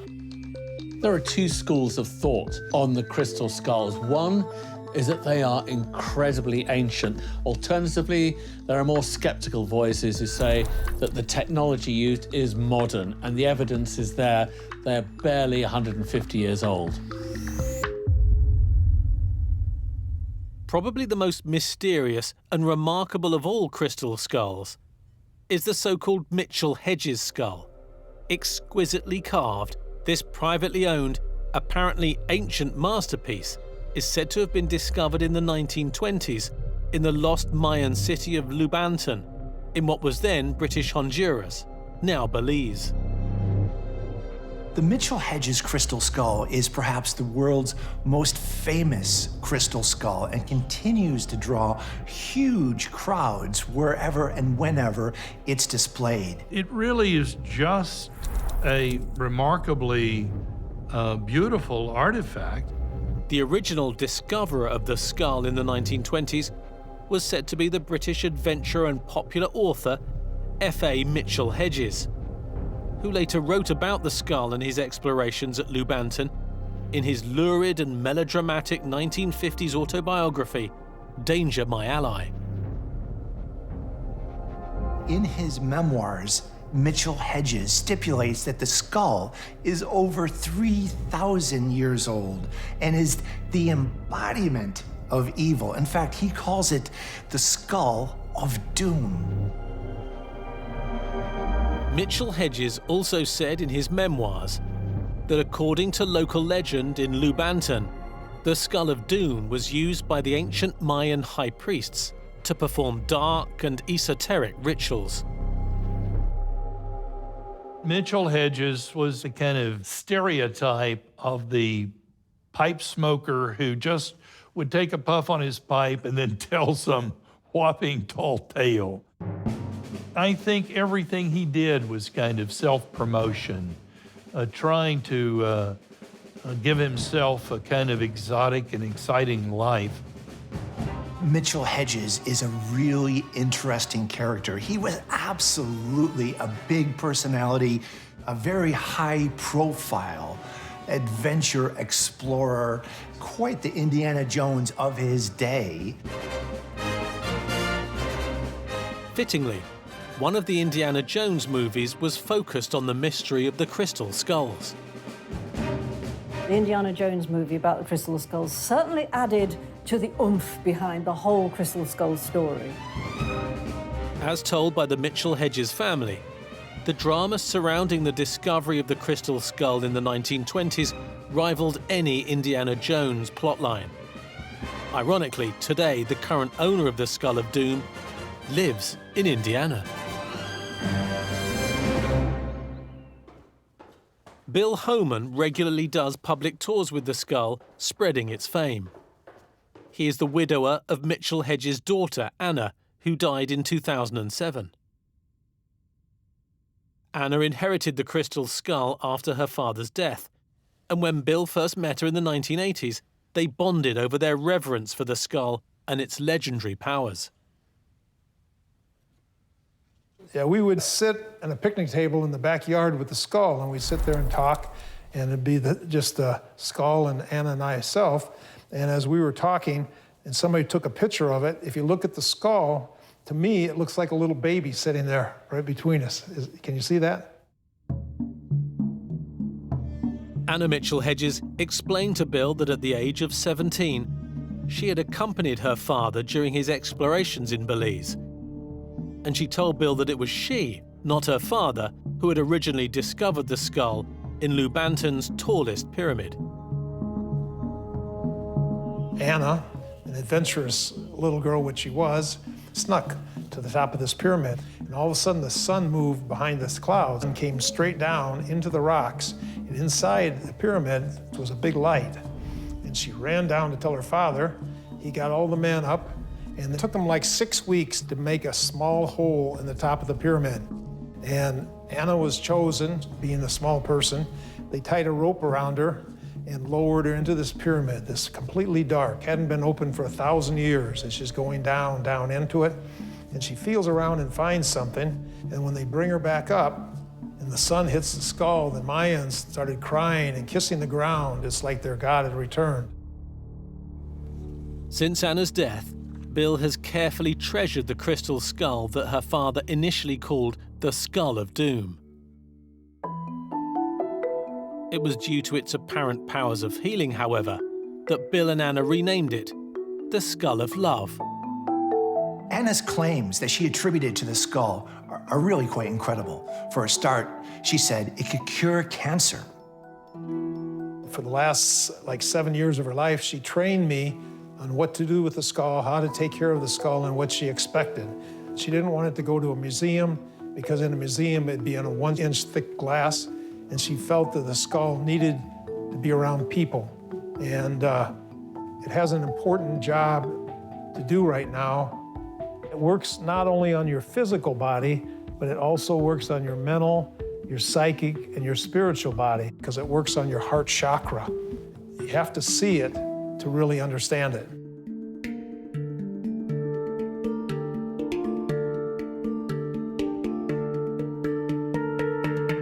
After the death of her father, Anna Mitchell Hedges becomes a bit of a cult figure because she takes the Mitchell Hedges crystal skull on tour around the world. Anna went on to marry Bill Holman, and after Anna's death, Bill has continued the tradition of the Mitchell Hedges crystal skull going on tour. People perform meditations with it, and it continues to be even more of a New Age icon than it ever was in Anna's time. Today, when it isn't out on tour for healing sessions, the Skull of Love is kept securely padlocked in Bill Holman's house. Bill claims that quartz rock crystal, from which all crystal skulls are carved, has remarkable scientific properties.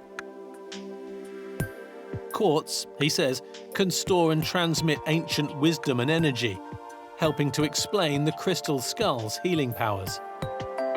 As far as healing, I don't want to say, oh, you come here, you're going to get healed. That doesn't work that way. The skull has its own program, its own agenda. If there's 20 people in the room, the skull will affect each one in a different way. So it's not like one thing fits all, but it's very, very individual. Sometimes when people have a problem in the physical world, it's caused by something maybe psychically or maybe even spiritually.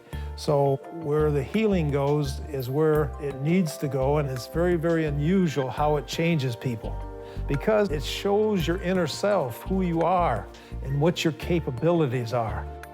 I tell people, once you see it, you'll never, ever forget it, and that seems to be the case. The assertion that the Skull of Love has the power to heal is a remarkable claim. How could it be possible? Bill believes the scientific properties of quartz provide the explanation. It's piezoelectric quartz. Is the same kind of quartz that they make computer chips out of. And so this is like a supercomputer. And if we had the knowledge to understand how it was programmed, I would think we would be able to use it for a lot of good things for mankind right now. Bill believes the ancient wisdom programmed into the Skull of Love over 1,000 years ago has been stored within the skull ever since, as a result of the crystal's piezoelectrical properties. There's no doubt that crystals appear to have qualities unique to them. They're special, but that doesn't mean that a crystal skull has magical powers. Material scientist and artist Ashwini Baratula is an expert on the crystal's genuine piezoelectrical characteristics. So what happens with piezoelectric materials is that if you take these crystals, like quartz, for example, and you make a slice out of this crystal and kind of press down upon it or squeeze on it, it generates positive and negative charges on the opposite sides of the crystal. So now you have something like a tiny battery or a power source. The cuts that you make in these crystals have to be extremely precise and done in a certain way. The higher the force you apply, the greater the voltage. The reverse also applies. If an alternating current is applied to quartz, it will compress and expand alternately, in other words, oscillate. In fact, the energy produced by crystal oscillators today helps quartz watches and computers keep accurate time. Extrapolating from these scientific facts, believers in the healing powers of crystal skulls say that, like a computer, quartz can store ancient knowledge as data, coded into the form of energy. Believers also claim that quartz can absorb, store, release, and amplify both healing energy and malevolent powers.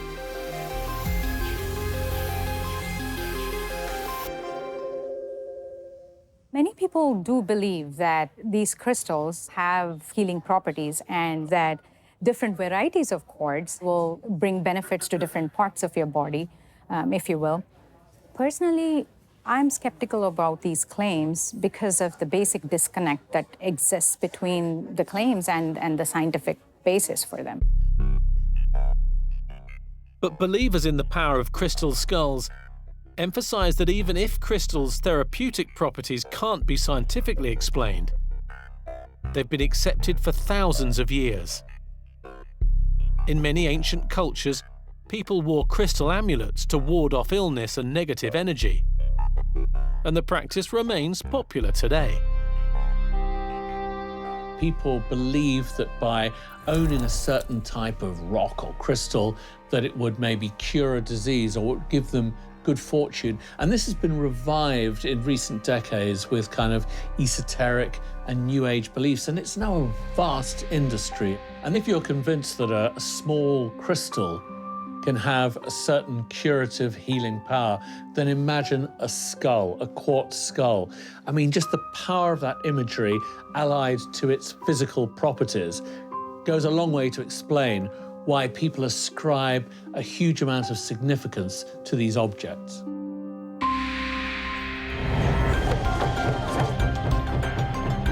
Is there any real-life evidence of the crystal skull's claimed therapeutic effects?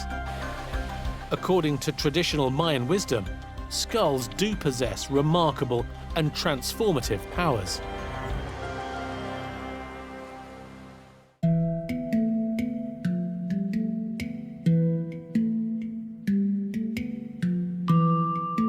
Even today, they are said to possess supernatural powers, both malevolent and healing, partly as a result of the claimed scientific properties of quartz.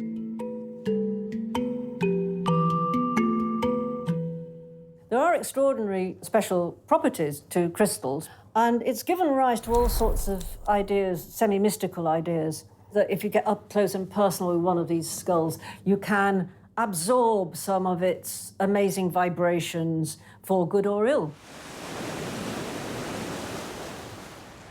Although ancient crystal skulls are thought to possess the greatest powers, even their modern counterparts are believed to have a therapeutic effect. Today, popular spiritual healer Star Johnson Moser is leading a healing ceremony using crystal skulls on Mexico's Yucatan Peninsula.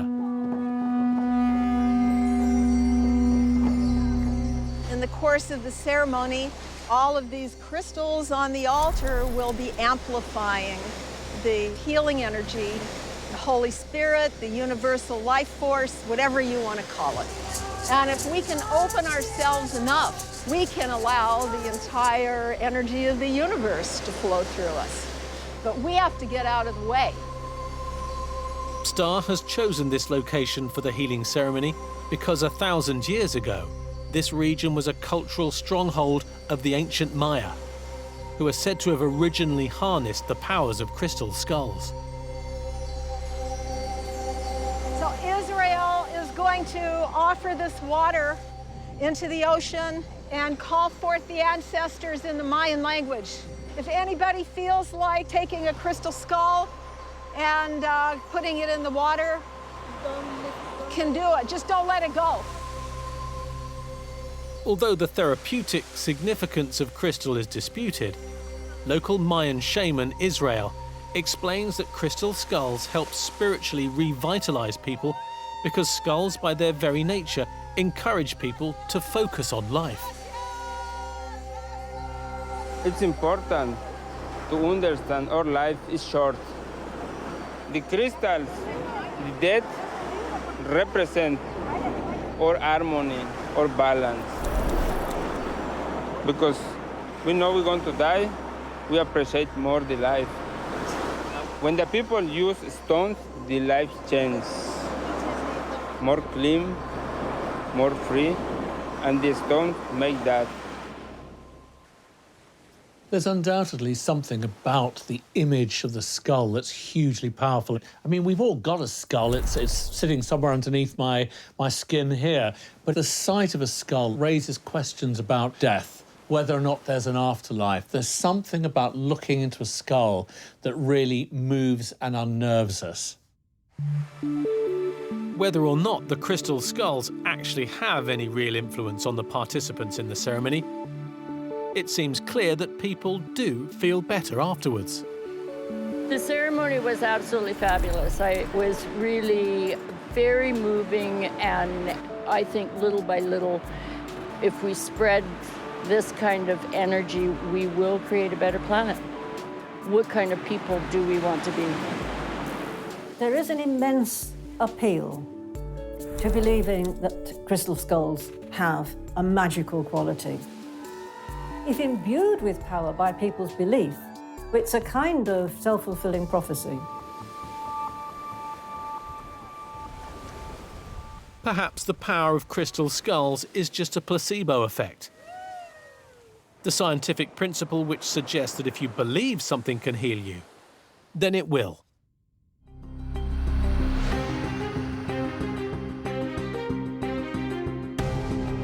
Although believers feel all crystal skulls, even modern ones, can have a healing effect, the supposedly ancient Mesoamerican crystal skulls are said to have much greater powers. But are these legendary crystal skulls truly ancient, or are they nothing more than modern fakes? Nobody wants to be a spoilsport and say, you know, these skulls are not as old as it's claimed. But, of course, it's hugely important to the museums, to the British Museum, because they can't put skulls on display claiming they're thousands of years old when they're nothing of the sort. In recent decades, scientific techniques have been developed to date the crystal skulls. But initially in the late 19th century, when the British Museum purchased their skull, the crystal skulls were authenticated mainly on the basis of their very convincing similarities to other Mesoamerican sculptures. Anybody who's been to historic sites in Mexico or Central America will have seen plenty of skulls. I mean, they pop up over and over again in pre-Columbian art. So the idea of skulls being made by these peoples is not outlandish. Nevertheless, the problem with these crystal skulls, all of them, even the ones held by museums, is that there just isn't enough evidence of real archaeology having been behind their discovery. The only account that we have of the discovery of a crystal skull is the Mitchell Hedges skull, and even that is called massively into question. Until the end of her life, Anna Mitchell Hedges stuck by her story of the skull's discovery. She claimed that during the 1920s, when her father was exploring the lost ancient Mayan city of Lubantan in what is now Belize, she found what he called the Skull of Doom. But Anna's story was never corroborated by anyone else who was at Lubanton at the time. None of the archaeologists working at the Mayan temple site make any record of a discovery of a crystal skull. And of course you would, right? So there's all kinds of uncertainty, and rightfully so, that's been levied against where did this alleged Mayan crystal skull actually come from? The British Museum crystal skull, meanwhile, was purchased in the late 19th century via an antiques dealer. But from which ancient archaeological site it was excavated, if any, is unclear. It would be possible to radiocarbon date a crystal skull by examining organic material in the layer of earth it was dug up from. But without this option, skeptics have had to rely on less certain, recently developed methods to test the age of the crystal skulls. The British Museum and the Mitchell Hedges skulls have been subjected to tests using new technology, and this has involved the application of dental putty onto the skulls and then an analysis of the incision marks. You can actually approximate the date of the crystal skulls by examining the tool marks on the crystal. And when you do that, in each case, we find markings of a rotary device that would only have been in existence in the 19th century. So unless the Mayans had motorized rotary tools that we're not aware of, they have to be modern creations. There's a scale called the Mohs hardness scale. It's a scale of how hard minerals are from 1 to 10. Silica dioxide, which is quartz crystal, is a 7. That's pretty high. You would need something pretty sharp, pretty hard, and pretty intricate to be able to make the detailed lines you're seeing on that skull. So I do not think that any pre-Columbian technologies existed to be able to manufacture a skull like that.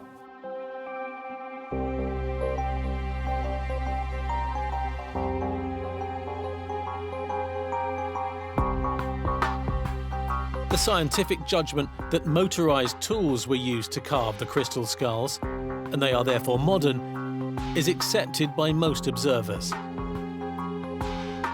But not by the caretaker of the Mitchell Hedges skull, Bill Homan.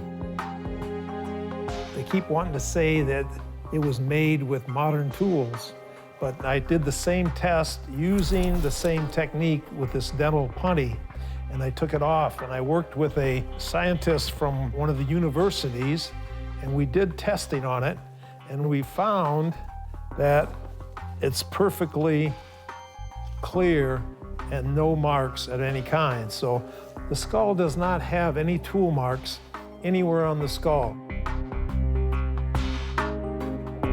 Even if it's proved beyond a shadow of a doubt that motorized tools were used to carve the crystal skull, Bill believes this still doesn't confirm that it's modern.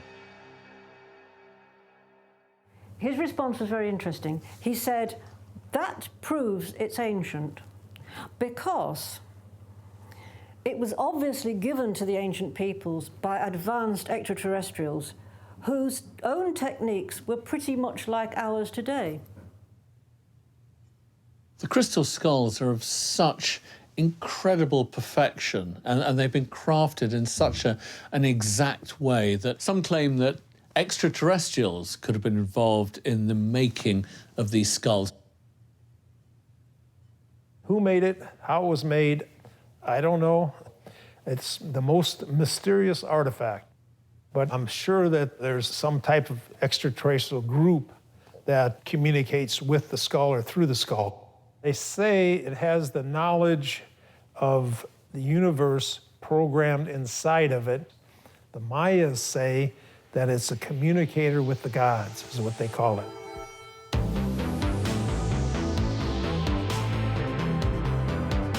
It's certainly a remarkable claim that aliens may have created the Skull of Love and the other ancient crystal skulls.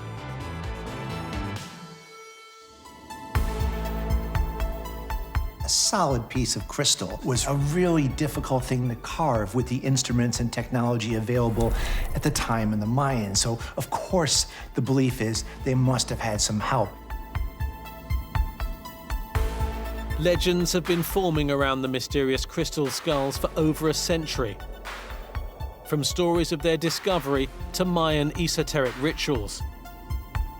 But could the ancients really have received otherworldly guidance in order to create them? Those who believe that alien intelligence shaped the crystal skulls point to what they claim is corroborating evidence found in a remarkable document known as the Dresden Codex.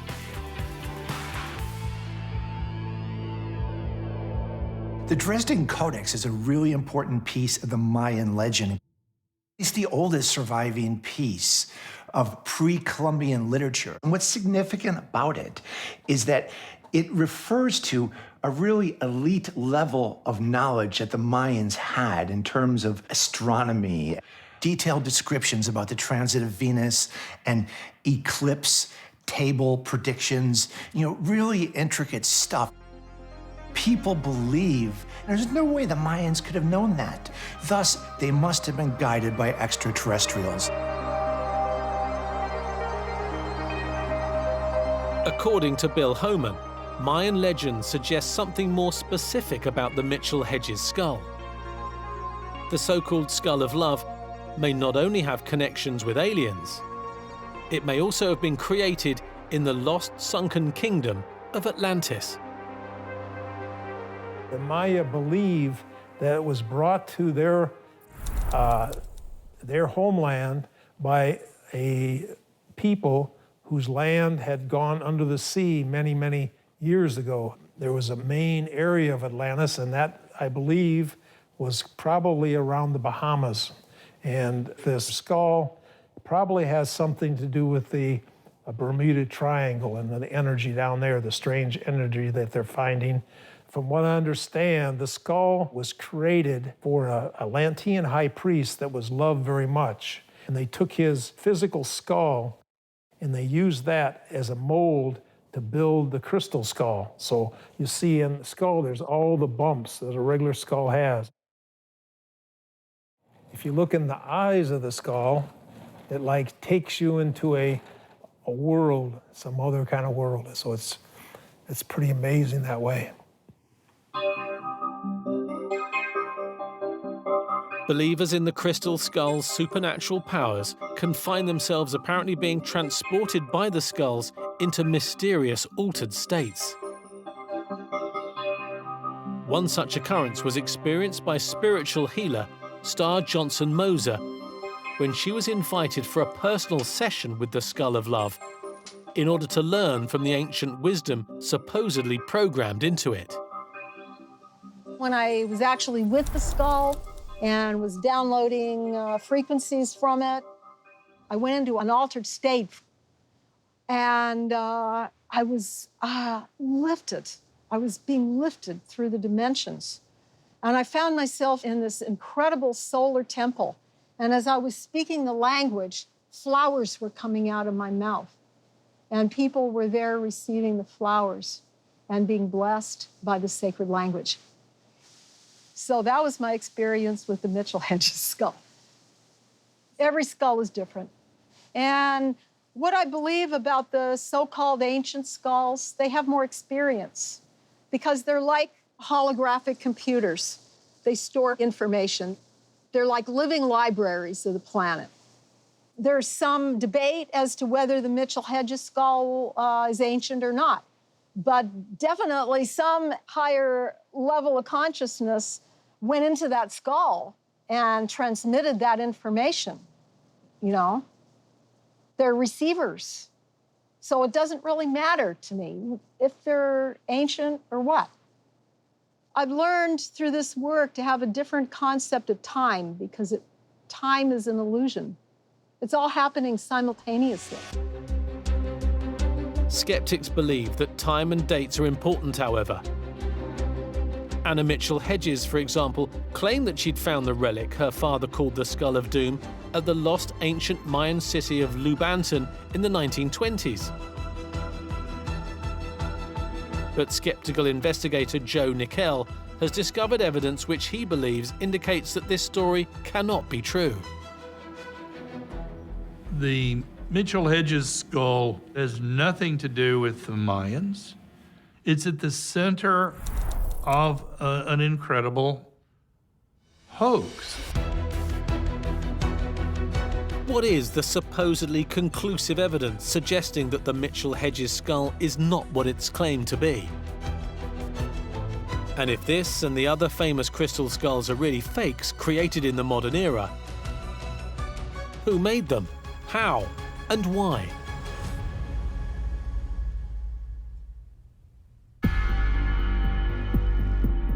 "150 years ago, the great cultural achievements of the Mesoamerican civilizations, such as the Maya, were little known. But from the mid-19th century onwards, many spectacular lost cities began to be discovered. Soon a handful of mysterious crystal skulls appeared on the art market and were bought by some of the world's greatest museums. At the end of the 19th century, there's massive interest in Europe in all things pre-Columbian, and the British Museum got onto the bandwagon and bought this skull, at that time believed to be thousands of years old. With no scientific techniques at the time to accurately date it, nor proof of where it was found, the British Museum skull was originally authenticated mainly because it exhibited traits matching an ancient Mesoamerican obsession with skulls. Another famous crystal skull came to light in the 1950s, when adventurer Frederick Mitchell Hedges wrote about the Skull of Doom in his autobiography. His daughter Anna said she'd found the skull in the 1920s, hidden in an ancient Mayan pyramid at Lubanton, in what's now Belize. Sadly, it would appear as though the story of the crystal skull is not what we were led to believe. Documentation confirms that Frederick Mitchell Hedges purchased the crystal skull in 1943 at a Sotheby's auction. It was skeptical investigator Joe Nickel who did the detective work to find out the truth about the origins of the Skull of Doom, later renamed the Skull of Love. It turned out that Mitchell Hedges had bought this skull from an art dealer named Sidney Burney. But when contacted by Nickel about his findings, Mitchell Hedges' daughter Anna stood by her story of the crystal skull's discovery. She told him that she'd found the skull in the 1920s, inside the Mayan pyramid at Lubanton. Her father gave it to Burney as a security for a loan and then later bought it back at Sotheby's. We asked her if she had any kind of documentary proof. No, it had all been destroyed in a hurricane. Whatever the truth is, skeptics point to the scientific tests indicating that both the Mitchell Hedges and British Museum skulls were carved using motorized tools, which ancient Mesoamerican civilizations didn't possess. There's also further scientific evidence published in 2008. Using Raman spectroscopy, the British Museum skull's chemical properties were tested. When the quartz from which the skull was carved originally crystallized millions of years ago, tiny amounts of minerals became trapped inside, providing a telltale fingerprint of the original geological source. The chemical properties of the quartz from which the skull is made suggests that the raw material came from either Brazil or Madagascar, and frankly, neither of those two places were anywhere near the Mayan Empire, and it's unlikely that the Mayans had anywhere like that kind of reach. So if the rock used to make the British Museum skull was mined in Brazil or Madagascar, where was the skull carved? A possible clue is that in the 19th century, a large amount of Brazilian quartz was shipped to the German town of Idar Oberstein, one of Europe's leading centres of crystal carving. Patrick Dreyer, whose family has been carving crystal in Idar Oberstein for centuries, believes it's likely that the British Museum skull was carved there, and that other supposedly ancient Mesoamerican crystal skulls were too. So I read a lot about this Mitchell Hedges skull in the past because it was an interesting topic. And for me, it was always, how to say, funny stories. If it's really this mystical skull or is it a fake? I think the Mitchell Hedges skull is a very nice masterpiece, but it's easy to fix out that it was carved with a wheel.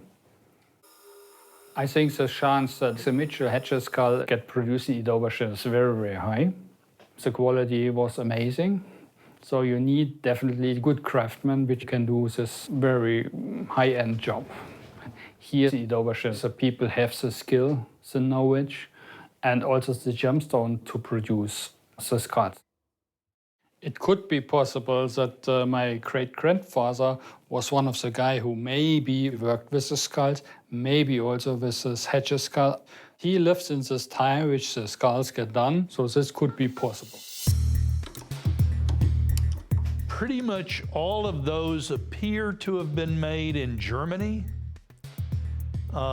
There was a kind of a little industry there where they would get, I believe, Brazilian quartz crystal and cut it, and of course using machine cutting and so forth, and then you polish it, and turning out these really eye-catching curios. The Mitchell Hedges skull is in some ways the most interesting of those to me because it has the jaw detached.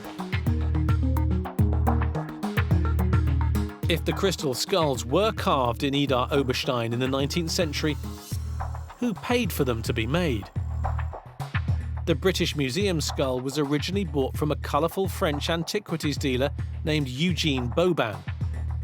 And Patrick believes Boban may have commissioned many of the skulls to be made in Idar Oberstein. I think this Paris dealer, he get an idea to produce these skulls to sell it together with this nice story about the Mayas. Our gemstone carvers learned in Paris around 1870, 1871, the technique of gemstone carving. So it was easy that this guy gives the orders here to produce the skulls in Idar Oberstein. Later, for sure, he sells the skulls as original found in Mexico to earn money. Eugene Boban sold some crystal skulls. He sold them for profit and ends up having helped create an enduring mystery. The British Museum now accepts that their crystal skull isn't genuinely ancient and may well have been carved for Eugene Boban in Idar Oberstein in the 19th century.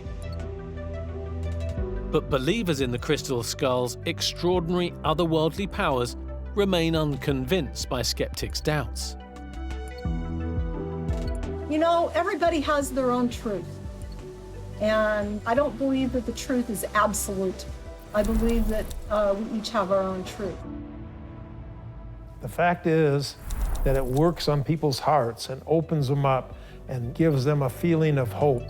I think it's really a good thing, and that's why I work and bring it around so people can experience this. Whether we believe the legends of the crystal skulls or not, we're fascinated by the fact that it just might be true. However, now we understand that the truth may not be as romantic or as adventurous as we were led to believe. Even though scientific evidence suggests the crystal skulls are modern fakes, believers remain convinced that the skulls have ancient supernatural powers. It seems inevitable that people will continue to believe what they want to believe. Some people really do feel affected by their reputed powers. So whatever the truth is, the legendary crystal skulls will surely long be treasured.